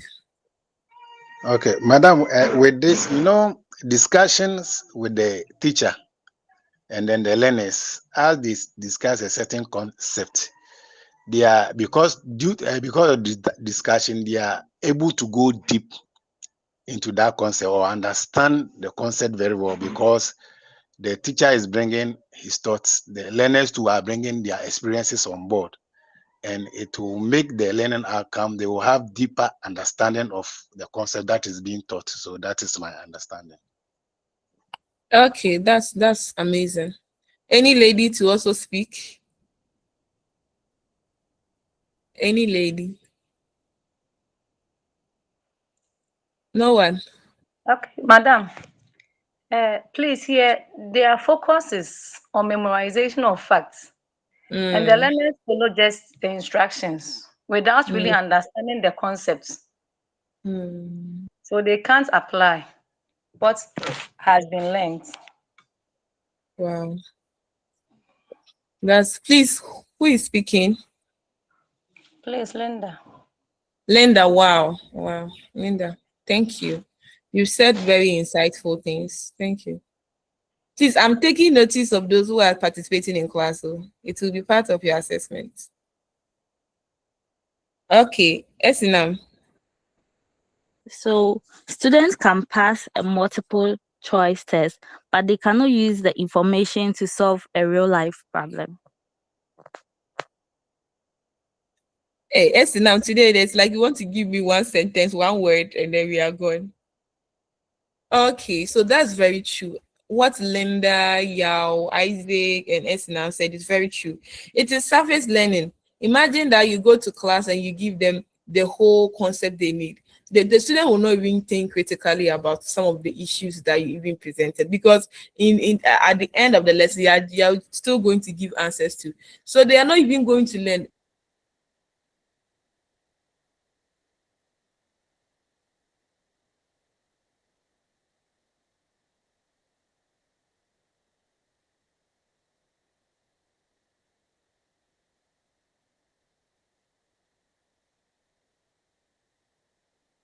You will leave your examples and then start using the student example. Has it happened to any of us in class before?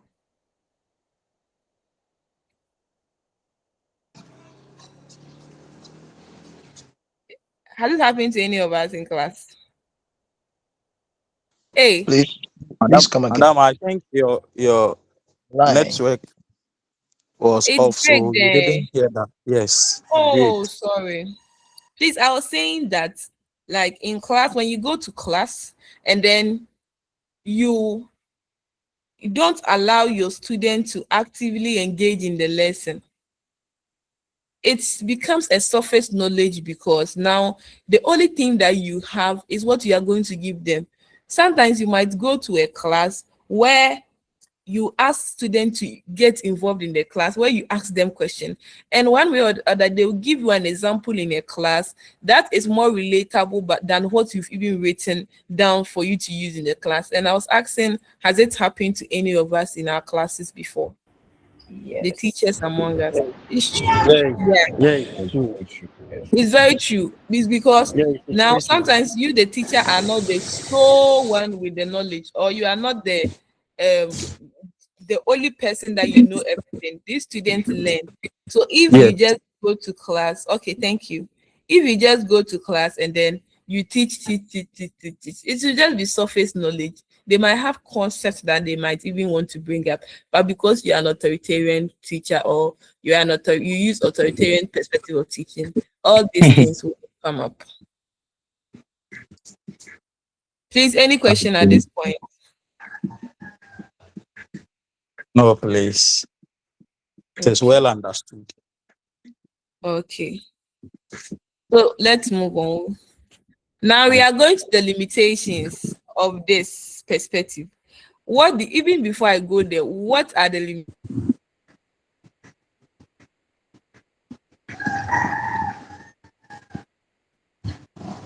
limitations? What are the things that they are using this approach? If a teacher is going to use this approach, what are the limitations? Madam, Yes, please. some of the limitations are it limits students' ability or learners' ability to think through issues. It's like asking two students to cross a river, one using a boat and the other has to swim. The one that will swim will get more details, will get more experiences as he or she swims along the river. And the one using the boat will only see the surface. So if you ask these two students to share their experiences, the one who swam the water will be able to give out the experiences he or she had, the fishes that he saw beneath the water surface. But the one with the boat will only talk about the surface of the water.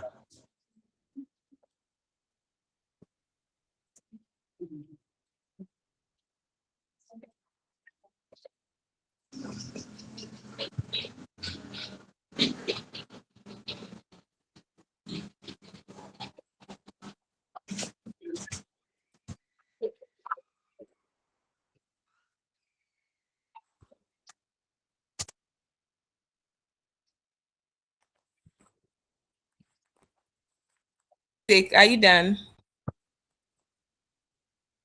Yes, please. Okay, that's very insightful. Thank you. Any other? You're welcome. Any other? Angelina Owusu.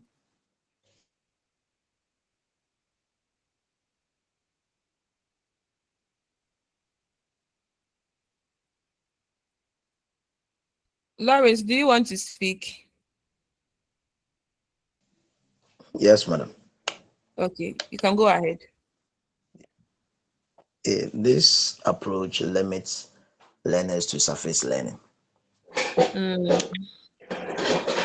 then it deprives learners from thinking critically. Wow. Yeah, whatever that Lawrence said is very true. So as we are discussing, please take note. It shouldn't, we are teachers here. We are being trained to be teachers here. It shouldn't be that whatever that I'm going to give to you in the slide is what you are going to give at the end of the semester in the exams. No, it shouldn't be that. Now, whatever that we are saying here should be things that you should be taking note of them. I'm passing this across. You'll get the slides, yeah. But the limitations that we are discussing now, it will be few of them are there. So as your colleagues are giving the answers, whenever I said yes to an answer, it means when you write it and you bring it, I'm going to mark you correctly. So whatever that Lauren said is true. Now, when you have a question like this, you can just go around it because it's like what we discussed. So what are the limitations? And that's what he said. Whatever that he said, he has explained it better further on for us to understand. So please, let's be taking note of everything that our colleagues say. If I have to add something, I will add it before we move the next thing. Yeah. So, Angelina,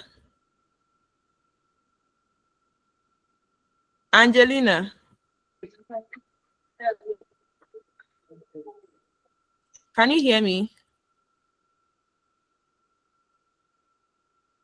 Angelina.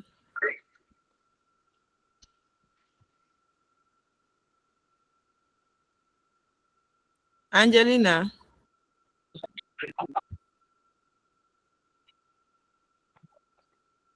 Is it a network issue on her part or mine?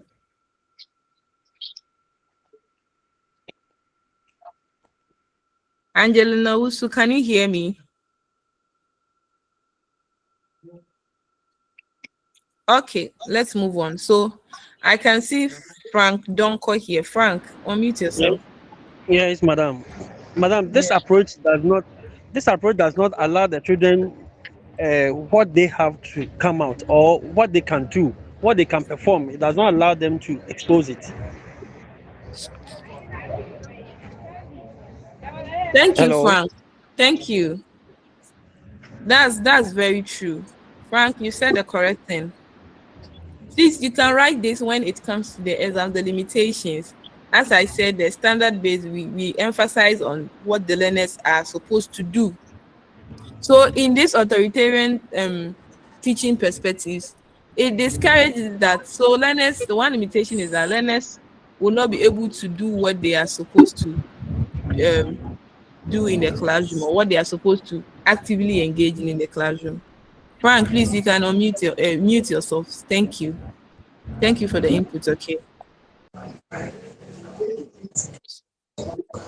Isaac, can you mute yourself? Angelina, can you mute yourself?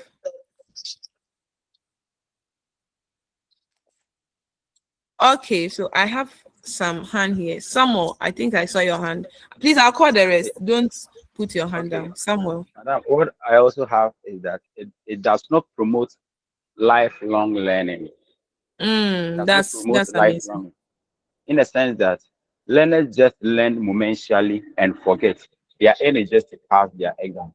Unlike learning continuously, being curious about learning continuously for self-development or improvement, it doesn't encourage that.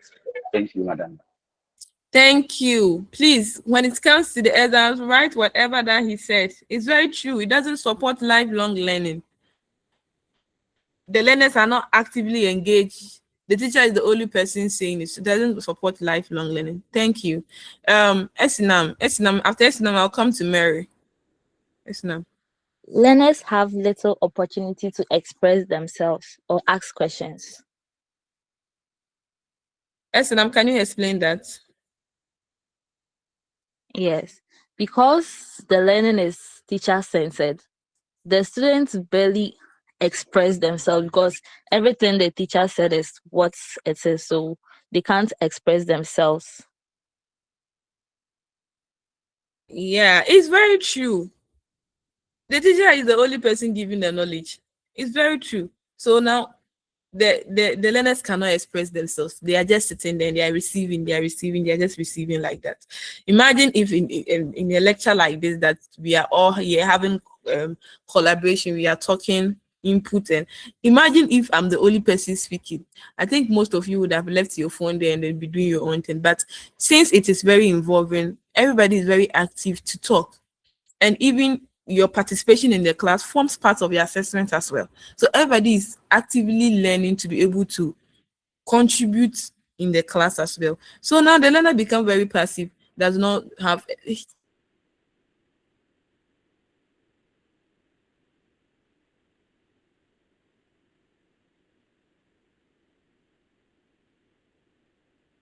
private or that. Mary, please, you can unmute yourself and speak. Okay, madam, Mary. with the authoritative learning, during assessment, it is very difficult for the learners to bring out what they know because you, the teacher, you are always feeding them. So if they don't remember what you said, they will be sitting down, they will be thinking their idea is wrong. So that is a little I want to add. Wow, please let's show some reaction to those who have contributed so far. I mean, they've done really well. Mary, you touched on the assessment. That's very impressive. Please let's appreciate. They've done really well because I'm just the slides I have here does not cover everything that they said. They've done really well. Yeah. So that's it. It's true. The assessment, you the teacher, Karano, one way or the other, you are assessing them on how you even taught. So you feel like, oh, I've achieved all my objectives. I wanted to teach 10 topics this semester. I have taught everything. So I'm going to assess them on. Maybe you might not even know that whatever that you taught, they've not even gotten one out of them, the 10. So your assessment will even be skewed to how you, the teacher, thinks they've gotten the concept. Very true, Mary. Kudos to you. Kudos to you. Thank you for your input. Yeah. So I think some of them also said that Rafina also said that learners, please mute yourself. Aqua and then Isaac, Aqua and then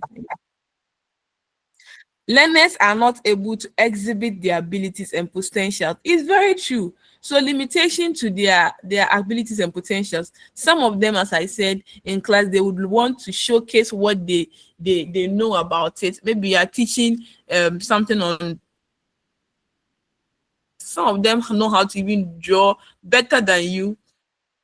The curves, they know how to draw the curves better than you. You allow them to even draw the curves on that board. But you, the authoritative teacher, no, you just want to do everything by yourself. So now you see that some of the learners will not bring out their abilities and their potentials. And then Dauda, also said learners are passive. It's very true. I think I even mentioned it. That's very smart of you. It's true. Learners are passive. They are just there. We are just looking at your face. You'll be talking after talking, then we are all gone. That's what the limitation to it. And we also have Lawrence. Lawrence also said that it promotes thoughtless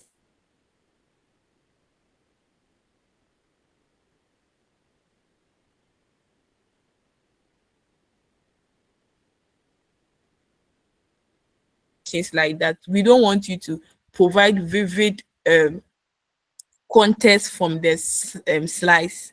Please, you can think outside the box. Whatever that you people gave me right now is true, and some of them I don't even have it in my slice. So when I give you any question like that, you solve them according to like most of the contributions we give. That's why I encourage contributions, because I don't have the knowledge alone. All of you also have different perspective, different knowledge. As Mary even gave me that. Mary, I'm mentioning your name plenty, but I like your input. I like everybody's input, but I like the fact that she stood up for the assessment part, and assessment is key. So please, let us all, be more creative. When they ask you a question, you think outside the box and also give your own. I think Ofei also is saying that learners' creativity is hindered. I think that's what I said. Thank you. Thank you for the input as well.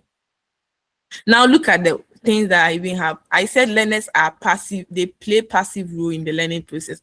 That's what we've already said. Critical thinking, problem solving are largely ignored. And that's what we said, the skills that they don't have. They will not gain much skills, which critical thinking and problem solving are skills.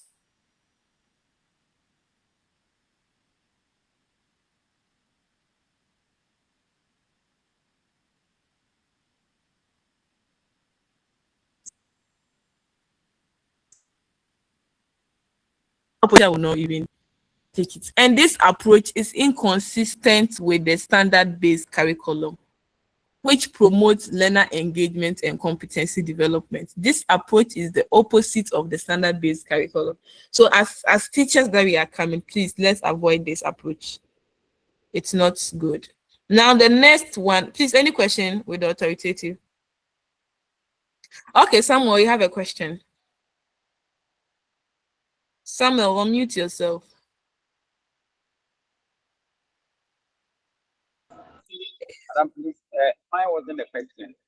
Oh, it was a contribution.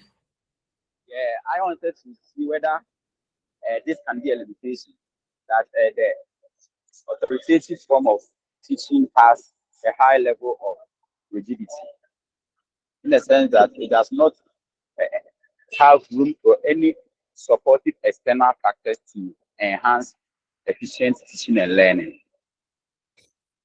Okay, but I didn't get your first statement, though. Can you repeat the first statement? High form of rigidity in our Okay. It's so High rigid to form extent that of rigidity.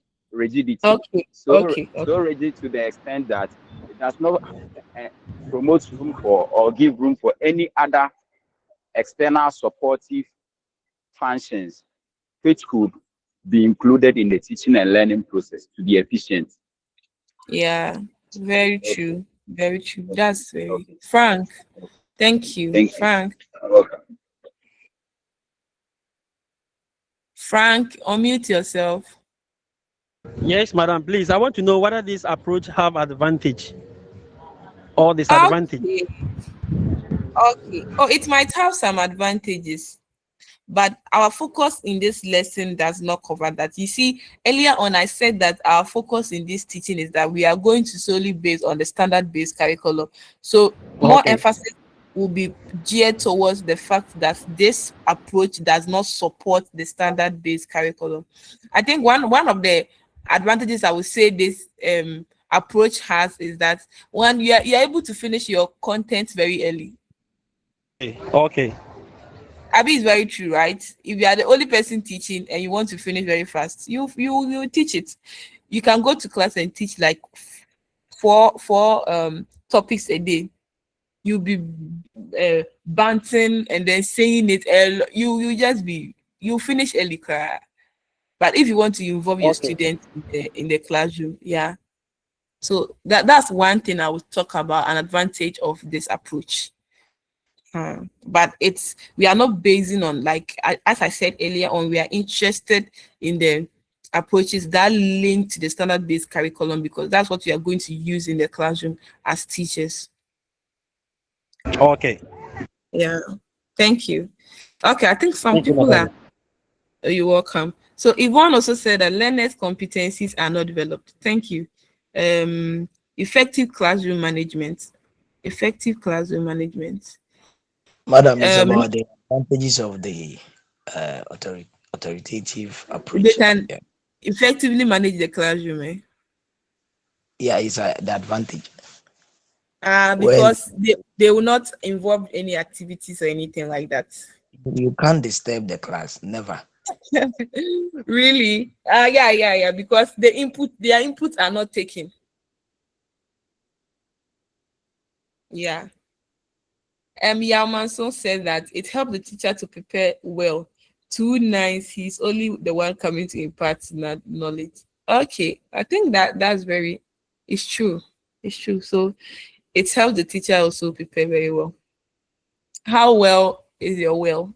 Sometimes you prepare very well, but when you go to class, I mean, if you allow them to, it brings a different level of perspective. But it's very true because if you are the sole person going to teach, you sit down and learn more everything and then go and stand there to teach.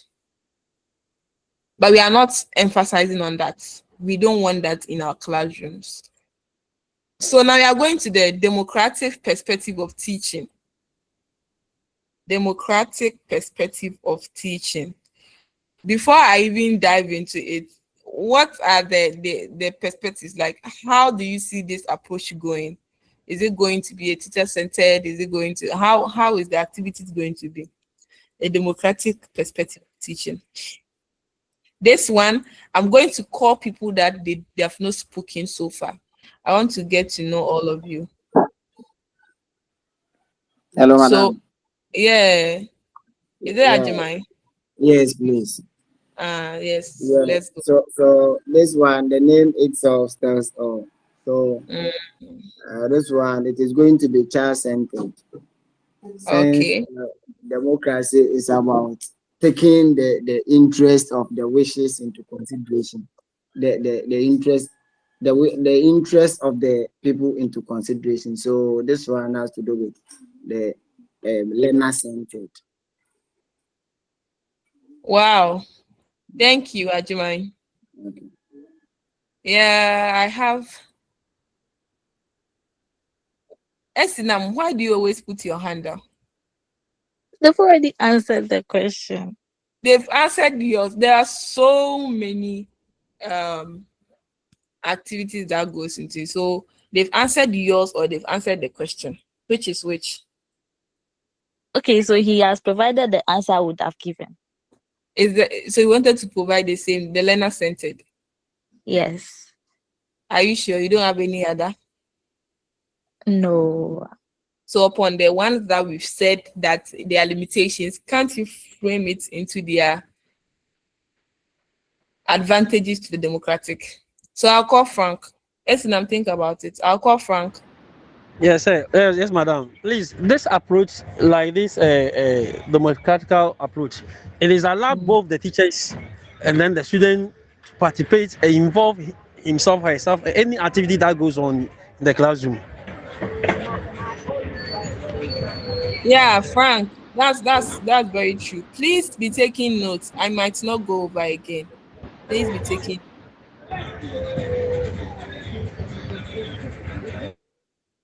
Mute yourself. Okay, Dauda. Madam, this approach encourages students to freely express themselves in the lesson. Thank you. Thank you. Okay. They said that there is somebody, Abba Dixon. You want to speak? Or mute yourself. And Anita, Nana Sapon, you've not spoken. You're trying to. Abba Dixon. Hey, Lawrence, you are not a good person. You. Hey, All right. Abba Dixon. You are in class, oh. After that, you fight with him, okay? That is the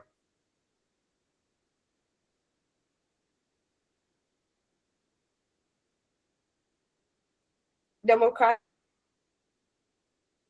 and then in a decision making, their ideas are taken into consideration. That is what I can say. Okay. So you had this in mind and you didn't want to speak. You had somebody to ask you, trick you for you to come and speak. How about this now? I'll be calling you henceforth. You have a lot of answers. So somebody is also saying Anita. Nana Sapon, unmute yourself.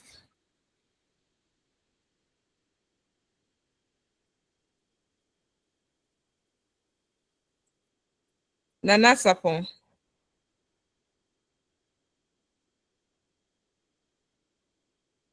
You are calling Anita, but you don't want to unmute yourself. Okay, Esinam. Yeah. So this perspective, the learning is a shared responsibility between the teacher and the student, just like this our class right now. You are not the only one talking. It involves both the teacher and the learners. Yes, that's all. Yeah, thank you, Esinam. That's cool. That's very insightful. So as I said, as they just said, it's very true. As I was saying, please be taking note of whatever that they are going to say.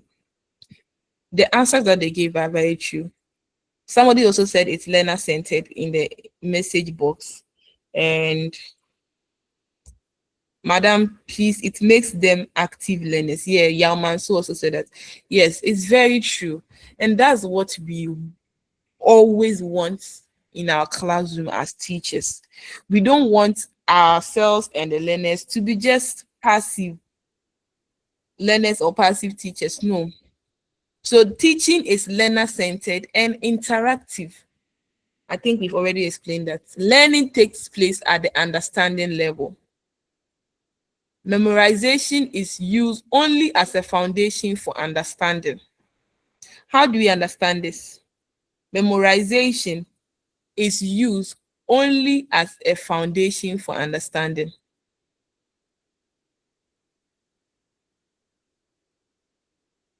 Yes, Anita. Anita. Memorization is used only as a foundation for understanding. Is Anita on the line? Yes, madam, she's on the line. She's there. Please, you'll be taking roll call. Oh. Anita, please unmute yourself.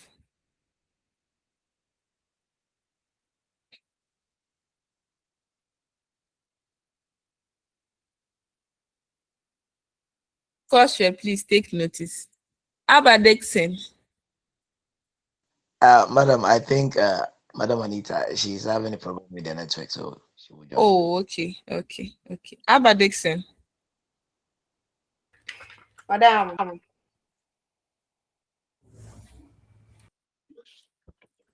Oh, madam. Yes, Abba Dixon. Anita. Anita. Oh, Anita. Yeah. Anita. Matilda. Memorization is used for remembering definition and facts. Okay. So if there's a definition for, let's say, demand, we use the memorization. Thank you, madam. Thank you, Anita. Please, your surname is what, Anita? Yeah. Yeah, okay. Course rep, please be taking notice of those who are speaking. As Doc said, class participation is also part of the assessment as well. So as Abba Dixon, before I come in. Madam. Please, the center, you said memorization is used for... Memorization is used only as a foundation for understanding. Oh, okay.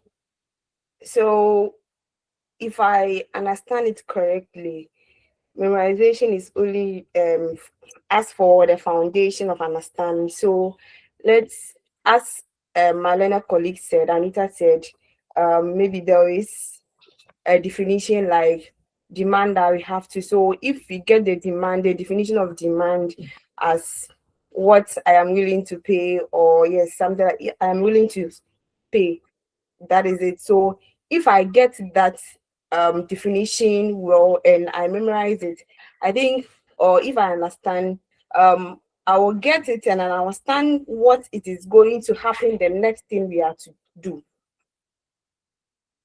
I don't know if you get me. I'm not getting you. Please come again. Okay. So what I'm trying to say is, you are saying memorization is used only for as a foundation of understanding. So we have a concept like demand.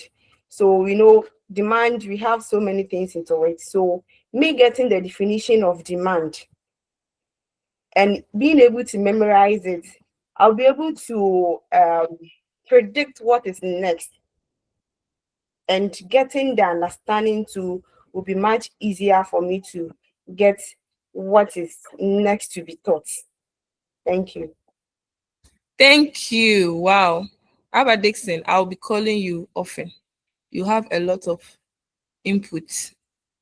Anybody else? Okay, Louder. madam. Okay. This is Yaubanso. Please, for henceforth, if you are speaking, you mention it so that we can get to know ourselves better. Okay, thank you. Yeah, you're welcome. Memorization is the basis for understanding. This is where the child will memorize the concept and understand at the basic level and add his experience to the understanding that he has in order to get deeper understanding of the concept. That's amazing. Yes. Thank you. Okay. Thank you too. So it's very true. Memorization is only used as a foundation for understanding. Imagine that you go to class, you involve the students, you actively participate in everything, you give them definitions, they also bring their ideas out. For them to memorize those things is, for you as a teacher, it serves as a link for you to know that, oh, truly they've really understood it. Not as in chew and pull. Please, let's get it right. For a student to be able to memorize that thing in a democratic approach, it means that the student has understood the concept. If a student is able to recall whatever that you've taught, it means the student has been able to understood and then memorize what he or she has understood. Because if you have not memorized, you cannot recall. So now memorization only becomes a foundation. It's only used as a foundation for us to know that truly the student has gotten what we expected them to get. Not to forget, this approach involves activity-based. As you are teaching them the how to role play, to define demand and all those, and then after you are done with the role play and all those things, after that you still give them a form of definition for demand. So a student is able to memorize it because through the role play, she has seen that, oh, okay, the law of demand is this. The teacher also gave me a definition like this. So the student is able to memorize them and then give back to you. Because of the activity based that involved, it helped them to memorize it even easier. So memorization is only used for us to check, oh, really, they've really understood whatever that we did in the class. And that's what most of your colleagues. Madam, I have a question. Okay, please. This is Lawrence. Lawrence, okay, sure. Memorization in authoritative approach is rote learning. Okay. And in authoritative approach, before a learner will be able to memorize whatever definition that has been given, it means that learner understands it. Now, the same memorization in democratic is understanding. That is what we use to check the understanding of the learner at the foundation level. Please, I don't get it. I don't understand. How are they different? Okay, You, please. you recall in Okay. authoritative, that one is not good. You recall in democratic, that is good. I don't understand. Thank you. I think Frank, do you want to answer him? Yes, madam, I want to come in. Madam, you Okay. see, before learning can take place, there must be what you call it, establish what you call it known, and then what you call it unknown. So we start from what we know before we can able to go further and learn what we don't know. For example, if you are talking about demand and supply, at least we need to know the basic one, like going to market and know that people are looking for certain things that they are not getting it, and that will divert you to what I mean by demand. So basically, you have the surface knowledge about it, then you learn about the actual meaning of the demand. But before then, you have to know what they call it. You learn what they call it from known to unknown. So this approach is drawing our attention that before a teacher can add any more or it can do anything, unless you have the concept, at least the surface concept, before you can be able to build up. Thank you, madam.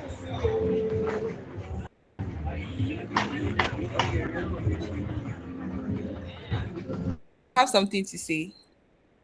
Yes, madam, I have something to say. Okay, sure. From the explanation given, I still don't understand, and I have something to talk about the explanation.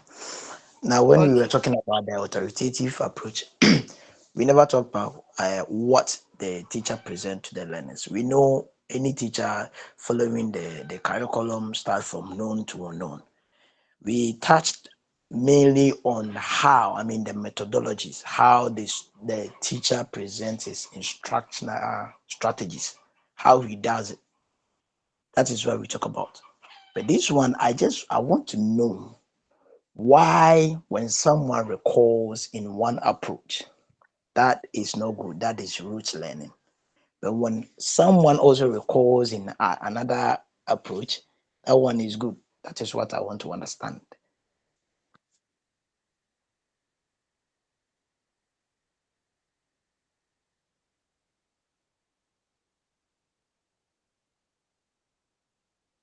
Hello. Yes, please. I can. Okay. So I think I have to come in from this point. So Hello. Lawrence, is Yes, somebody madam. speaking? Yes, Oh, please. okay. Isaac, you want to say something? Yeah. Okay, sure. This is Samuel. Oh, okay, And Samuel. Let's what I go want on. to say is that in the democratic aspect, learners they are able to recall based on the experiences they have gained. Let's take a look Thank at you. based on the experiences. That is why. But for this, the other part is based on the content that they have been given. But this one is based on the experiences they have acquired, the skills they have gained. To that, they already understand everything, so they will just recall. The recall will be even easier than the other one. Thank you. Lawrence, do you get it? I get it, but are they memorizing what they've been taught?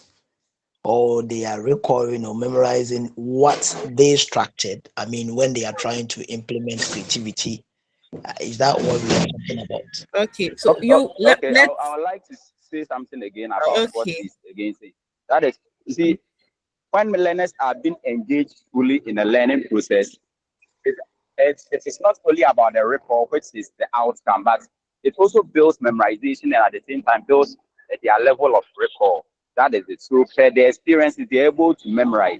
Per their experiences, they are able to recall, unlike the other one. Please. Okay, but nobody recalls than someone who is doing chew and poor. I tell you, if I'm doing chew Lawrence, are you sure? madam, if someone is doing someone can do chew and pour of about 10 pages. I tell you. So yes, Hello, it's very true. madam, please, Yeah. can I come in? You can forget Okay. easily. This is Okay, Isaac. but I'll call Linda as well. Okay. Hey, Abba Dixon. You Osha now yeah Baba Diepa Abba Dixon. Okay. Isaac. I think what Dixon is saying that those who do chew and pour memorize better than those who actually have the experience. Those who do chew and pour, they only memorize, their memorization is only in a shorter moment because the person targeted a specific activity that at this point I will do this, I will do this. After the whole activity, and we ask same person that what is this, he won't be able to tell you the exact or what the activity is about because he targeted that at this moment, this is what I'm going to do. But in the democratic method, the learner had the experience by him or herself. And when it takes about, let's say, a longer time, the child has the experiences herself, he or she will be able to remember and memorize all those activities and tell you experiences about it. Thank you. Lawrence, you are not Yes, still madam. okay. Yeah, I'm fine. I'm good. But I have Are you another question. sure? You have Yeah, another yeah. question. Okay. I think Linda also wanted to speak, so let Linda say something. Then or I'll add the rest. Linda.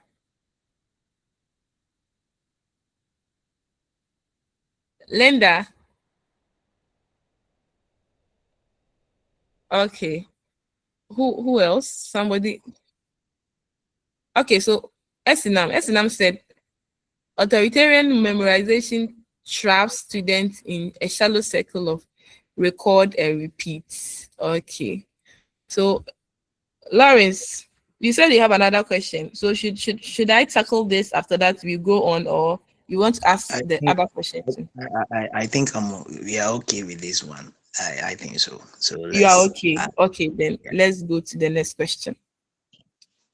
The next question that I want to ask is the standard-based curriculum, as we've been saying, or as we've been talking about right now, that promotes lifelong learning.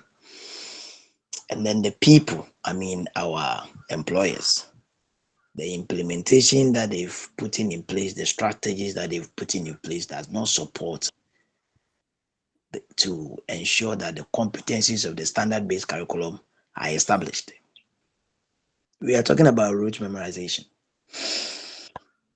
Now, if you look at the timetable and then the things that we are supposed to teach and the learners are supposed to learn, there is no way these people, these kids, will get these things, sit down, try to recall, understand, and analyze for them to create their own definitions to whatever definition that will be given to them or whatever concept that will be given to them. So, what do they do? And then, honestly, you'll be assessed based on what you've taught. So, by the time you sit to read, analyze, understand, recall, and create your own concept, you'll be gone. Someone that is doing true and poor will do everything, go and write the exams. And when that person passes, they will say that person is intelligent more than you that try to understand the concept in order for you to develop a lifelong learning. What are we doing about this? What can we do about this? Thank you. That's a major concern. That's very true. That the standard-based curriculum, there are lots of activities in there. But even as a teacher, when you go to class, what are the ways that you can maximize your time and then be able to teach more? This is something that we can talk about. Any other suggestion on this? Just few suggestions because we have some slides to cover. I think it's almost time. Lawrence, I think your topic is very thoughtful. We will tackle it. It's part of the slide, so we will get there. Then we will tackle it very well. Are we good on that? Yes, madam. Yes, Okay, please. please. So please, I think the time is almost, but let's look at the perspective and then we leave here.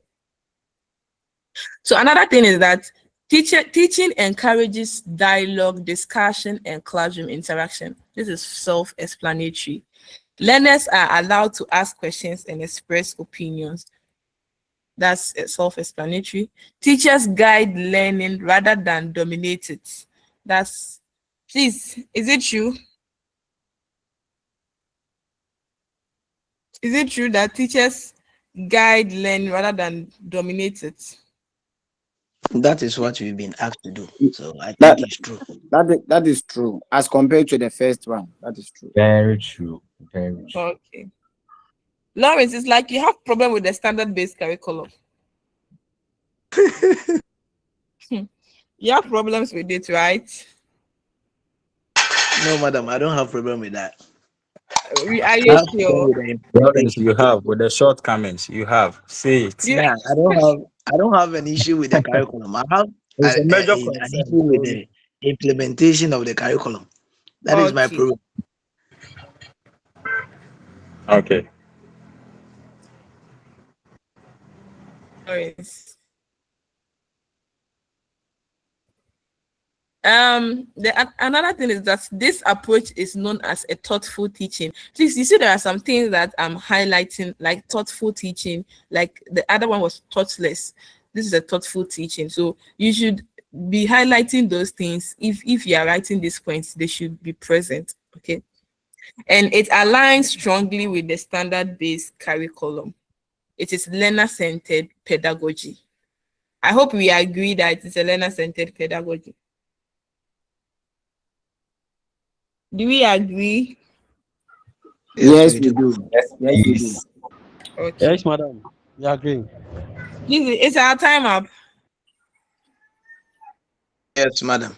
Yeah, our Yes, time is please. up. Okay. I think I will leave it for now. Or we should continue. We have another class. Oh, So we have okay. Oh, I'm just joking. Oh, today's class is very insightful. Please, let's appreciate ourselves for joining. Let's appreciate ourselves. Yeah, let's appreciate ourselves. Those who contributed, those who typed, those who were quiet throughout the lesson. Yeah. And I've learned few names. So please, I'll be assisting Doc in teaching this course. We will be having an interactive session as we did today and so on. So please, let's go on and then learn. I have already told you about the perspectives of teaching. So at least at your free time, you go through the other one, the laissez-faire, and then the others. You learn more on the standard-based curriculum, and then we are going to have a nice time. Please, are we comfortable with today's time, or you would love for us to reschedule, or it's okay? It's okay, madam. It's okay. Yes, yeah, please. perfectly okay. Perfectly okay. That's amazing. So please, I have some few names in my head, and then the course rep has taken notice of those that participated and those that joined too. So I would love to leave you. My name is Miss Gertrude, and I will be helping Doc in teaching you as well. So we will meet more often. So see you when I see you. Have a nice day and a nice evening. Please, if you have any questions, if you have anything that you want to talk to me about, I will leave my number here. So or I should no, let me leave my email, right? My email will be okay. Yes, please. My email. Okay.